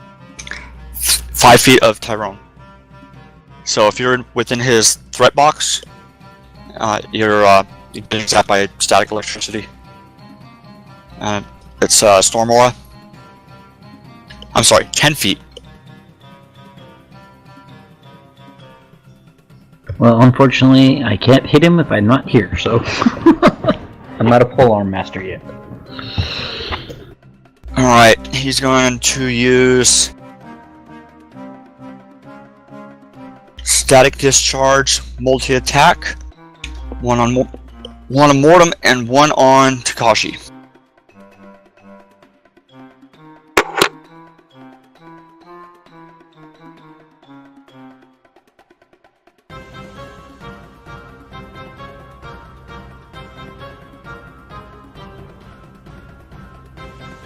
Okay, so Oops, sorry. Alright, Teddy Takashi. tried to hit Takashi. But it's like a spell, right? No, it's a ranged attack. It's an ability. Alright, so you read Sentinel, the very bottom one, and tell me if it draws an opportunity of attack. Okay. I linked it. That's the same for me.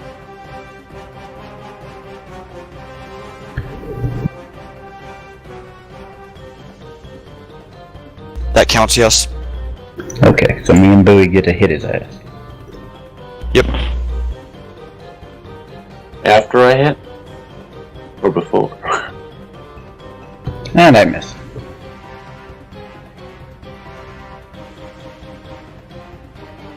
Never mind. You gotta be What the hell kidding is me. up with the dice? God. We can finally hit his ass, and now we can't.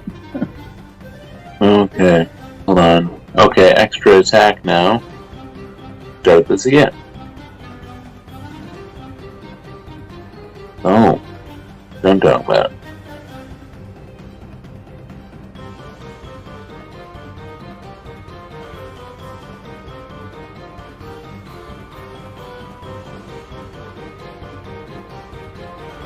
Then I'm gonna use flurry of blows after that. But let's get this one damage in.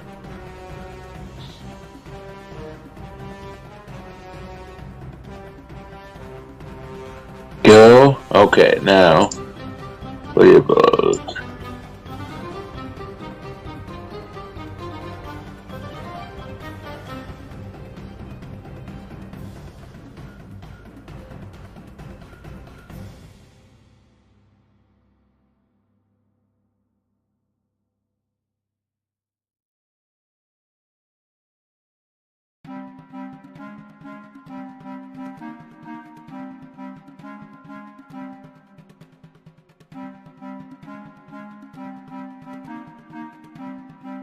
Moderate. Winning.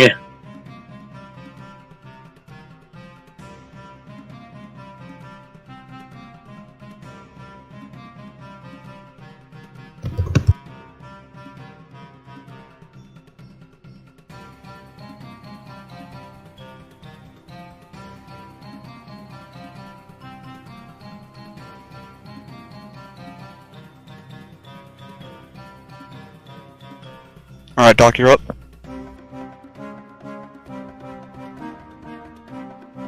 Okay, sorry about the clank, turning my mic on. Alright, let's see, Takashi, minus 27, Mortem's at minus 5.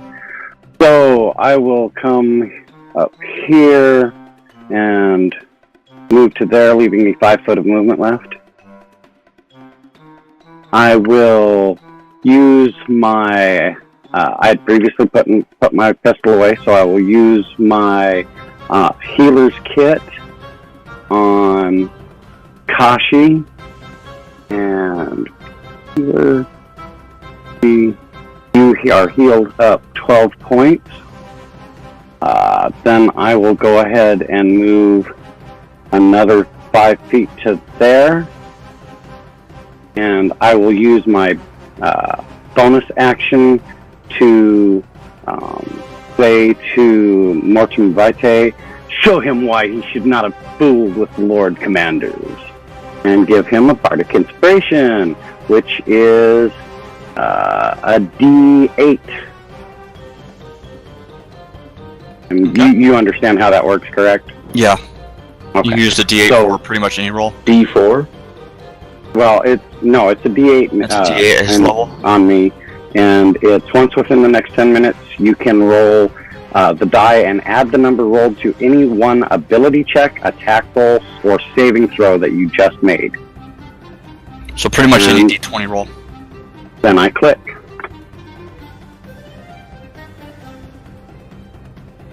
Alright, Val, you're up. So Takeshi's standing right in front of me. And Yes. I'll ask him, how many more times today can you try to do that stun move?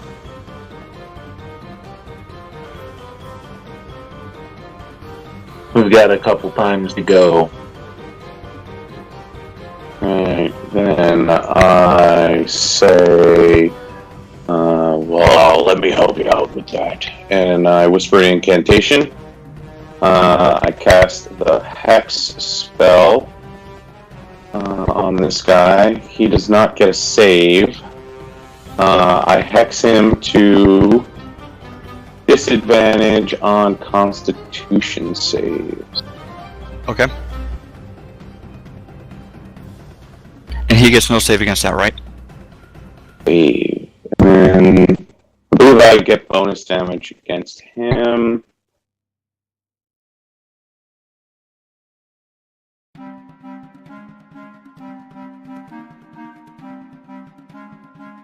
Then, as a bonus action, do anything useful? Yeah, I'm gonna pop Shield of Faith on myself. It's concentration. Alright. Oh, I can't cast more than one spell per round. Raw.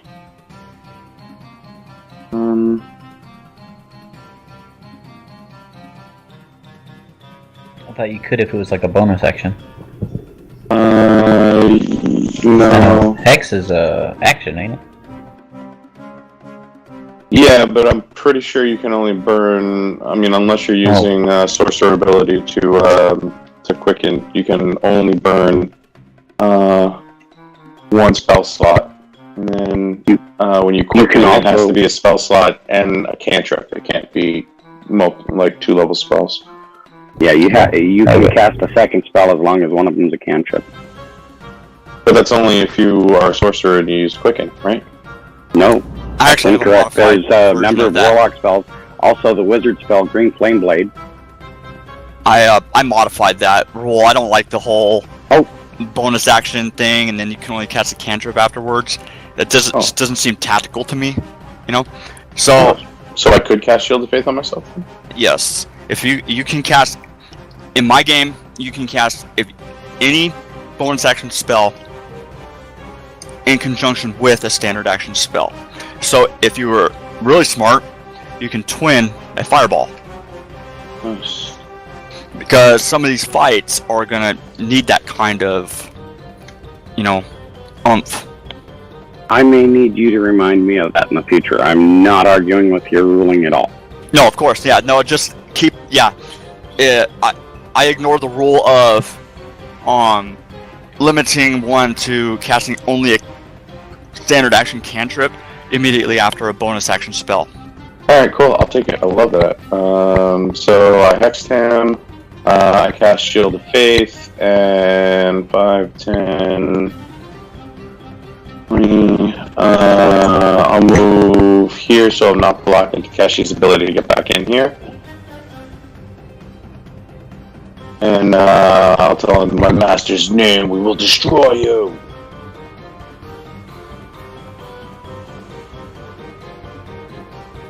Alright. Alright, Bowie, you're up.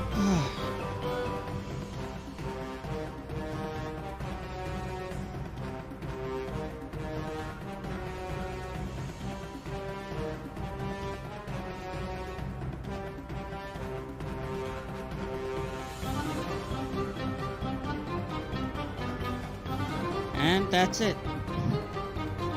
Oh, wait a minute. That didn't count.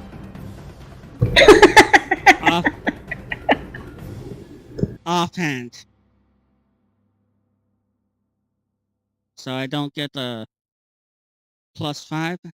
That's right. That's right. Yep.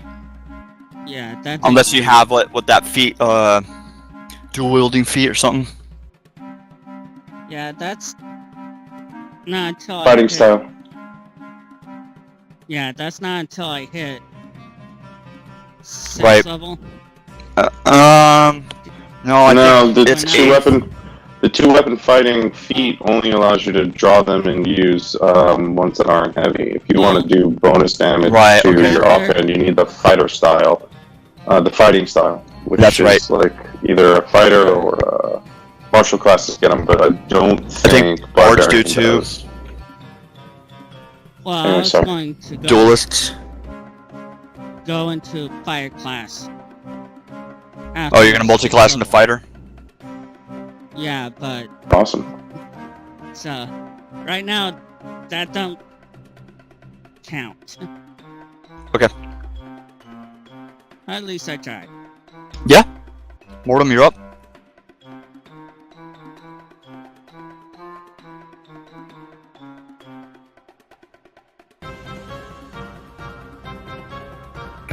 I use Frostwind Blade and... oh wait.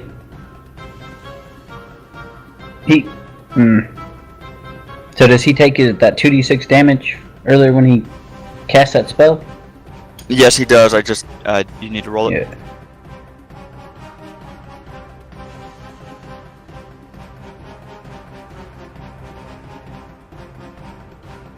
And I'm gonna try to hit him in his ass with the radio again, with Frostwind Blade. Okay. And I do not miss. I don't. Yeah, got anything really else I can do? I don't think.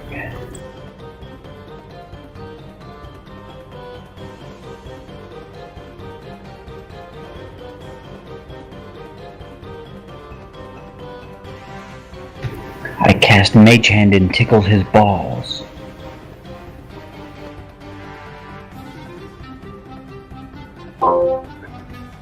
Don't forget your Bardic Inspiration. That could have been a 19.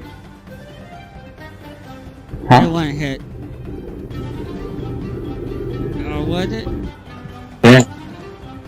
I have Bardic Inspiration.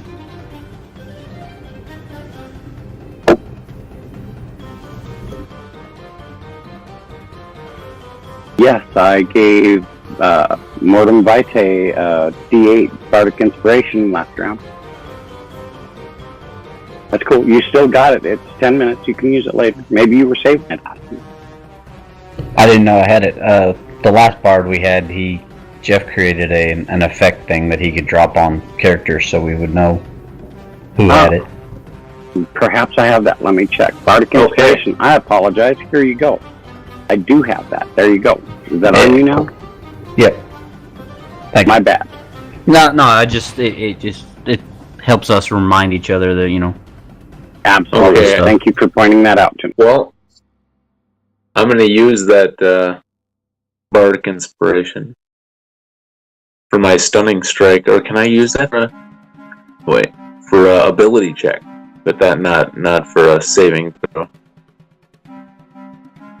It's any But it does D20 say roll. first- It says the die. Add the die roll to one ability check, attack roll, or saving throw that it just made. I'll definitely use it this time. See, Ability this is- check, attack roll, or saving throw. But it would have to be my saving. It couldn't be against his saving throw. But Right. I have No. with DC. You can influence his saving throw with it, but you can influence your attack roll to make sure that you connect so that you can deliver. But I can use it for the attack. So I'll finish that first. Absolutely. I can use it to take away from their attack with my cutting words feature.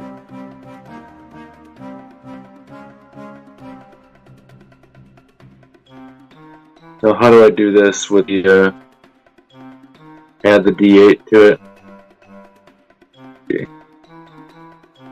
Are you talking about your Bardic Inspiration?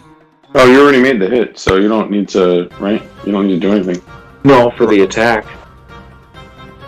Don't we? Yeah, I don't Oh no, just the attack roll. Nope. I got it.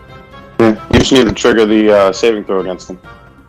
Basically, if you miss one I'll of your get that. attacks, I'll do even damage if you use a flurry of blows, and There's my damage first. Okay, and now cast that.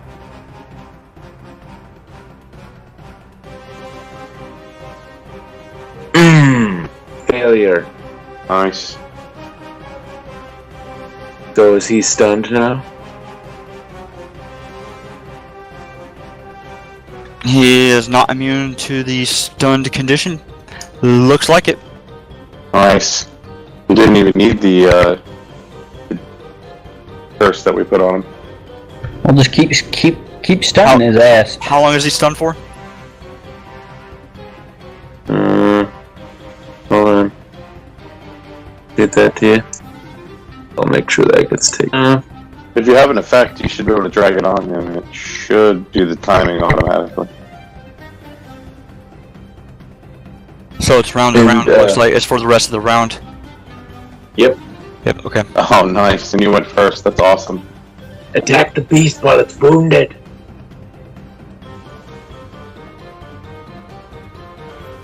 Would that happen to stop his aura? Is it a concentration thing?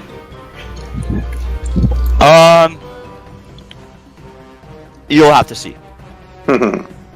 Oh, goody. Ooh, mess this guy up. Alright.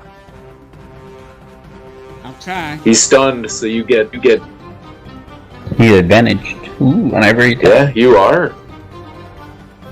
Well, I didn't see that I recharged, so I'll let it go the rest of this round. But yeah, he does have that aura back on next round. It's tied to his plasma pulse.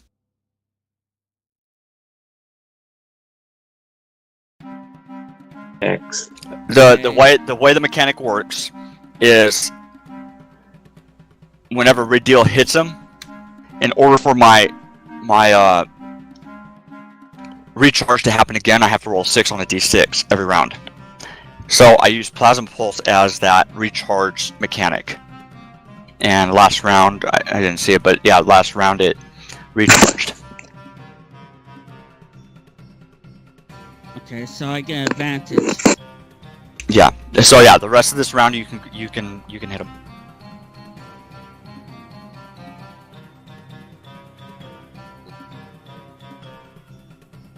Oh, you're talking about that shit where he, like, disappears on us and we can't hit his ass? Yeah. Oh, that sucks.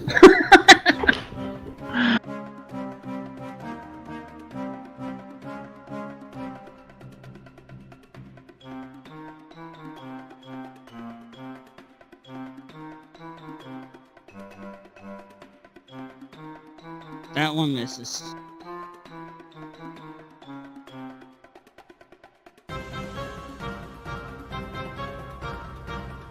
Oh, wait a minute. Turn. Spiritual protectors. I gotta give out buffs. Go ahead.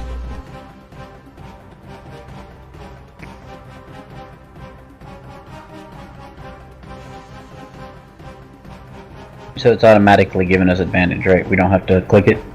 Yep. Yeah, since he's stunned. Okay, I'm just making sure.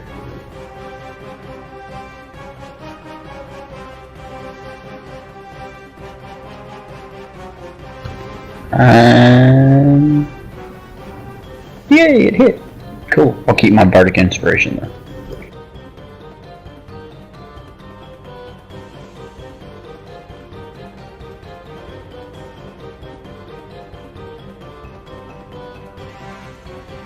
And now I gotta put that shit back on.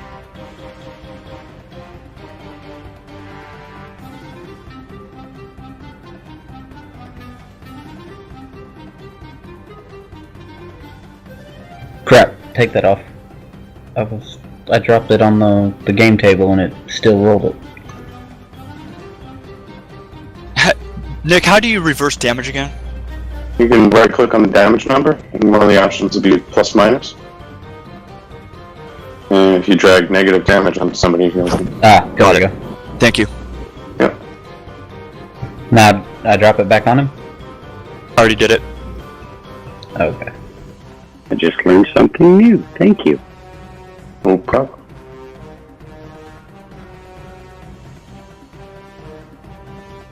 That was Okay. with Radial, so you can't do his thingy, right? That is correct. Yay! Nice. Alright, so, as a bonus action... Damn it! He was can- stunned. I should have cut his heart out. Can I do that? Can I cut his heart out? Technically, yeah. Can I coup de grace this guy? Technically, you can, yeah. The conditions are right. He's by himself. He's incapacitated. He's also more than critical damage. That's the smart move, right, guys? Because I really just want to see how much damage I can do in one attack right now. Well, we don't want him dead, dude. We need his beating heart. I will cut his heart out. I will carve his heart out of his chest. I guess using the longsword, because that seems like it'll be a little unwieldy with my greatsword. +2 longsword. I'll cut his heart out. Alright. He is vanquished, and you have the still beating heart of a storm demon.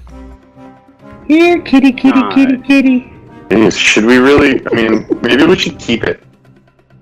Maybe What happens we if should I call eat it? our master. I don't like the sound of that. Well, our master wants us to stab this with radio, right? That's or no. It has to. He has to be in the form of human, right? When we kill him. No, he needs to be in his true form. Whether or Needs not to be that his- was his actual true form is the question. Oh, okay. Can I go ahead and throw some healing on Mortem? Yeah, you guys can actually take a rest. You're in town. Oh, Yeah. here's the So healing. once I carve this guy's heart out, I would probably Long rest. like drop to my knees and like pray to my demon god and like I don't think I would invoke his name, but I'd call out, Master, we have his heart. How will we know his true form?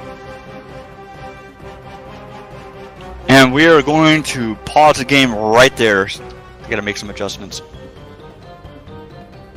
And we're gonna do If we're gonna pedal take a early. we're gonna take a rest. Do you want me to go ahead and drop my bardic song of rest on everybody? It's a long rest you guys are taking, right? If it's a long rest, Long I get my rest. spells back, so I may as well go ahead and do some actual healing. Oh, well, I No, forgot. because Just long rest, said. all of your hit points are Yep. replenished. too. I forgot you used that method. I used the long slow method. It's fine. I'm happy with it. Alright, I awarded experience. Check your guys' experience just to make sure you didn't level or not. We didn't. Still weren't a that long close. ways off. Yeah, we And- need 14,000. We should be around close to 10. Who has the heart? Right I now. believe I do. Go ahead and put an entry in your inventory, please. Do we know this thing's name? Note that it's still beating. Yeah, Calatrox. Oh, that's right. Okay, so Or you could just put the, Tyrone. the good, the neutral, and the indifferent don't need to be present for the next part that we need to do. Oh, I don't want anybody to think any less of me and Val. I'm in now. I mean, I gave it my blood, and apparently now I'm its servant too. So yeah, do what you got to do. I Okay. may as well know. Well, the next part we have to do is charm a kid, have them eat the still beating heart, and Oh, then that's jump not into good. the lava. Oh yeah, So yeah, that's so bad. Yeah, this is a morally ambiguous campaign at best. Yeah. I think Jeff is excelling at throwing some moral roadblocks at us. I mean, I chose to play a heartless, black-hearted son of a bitch pirate, so like it kind of fits, it works. But I'm probably the most evil in the group, I think, because like I would have been perfectly okay with like stealing a 6-year-old kid from a whorehouse and sacrificing it as a virgin instead of a goat. Well, I was going to bring kids back because they could walk themselves, but I came across a farm first, so There you go. there was a nasty storm raging outside, and Calatrox was trying to zap me. Smart. That's smart. Alright, Mr. guys. DM. That was fun, but What I is- gotta go. I'm tired. Good night. Yeah. Good night, guys. Night. Sorry about that. Alright, Cool. It's all No good. problem, man. Thanks. I'm going to Thanks stop everybody. recording. Peace out.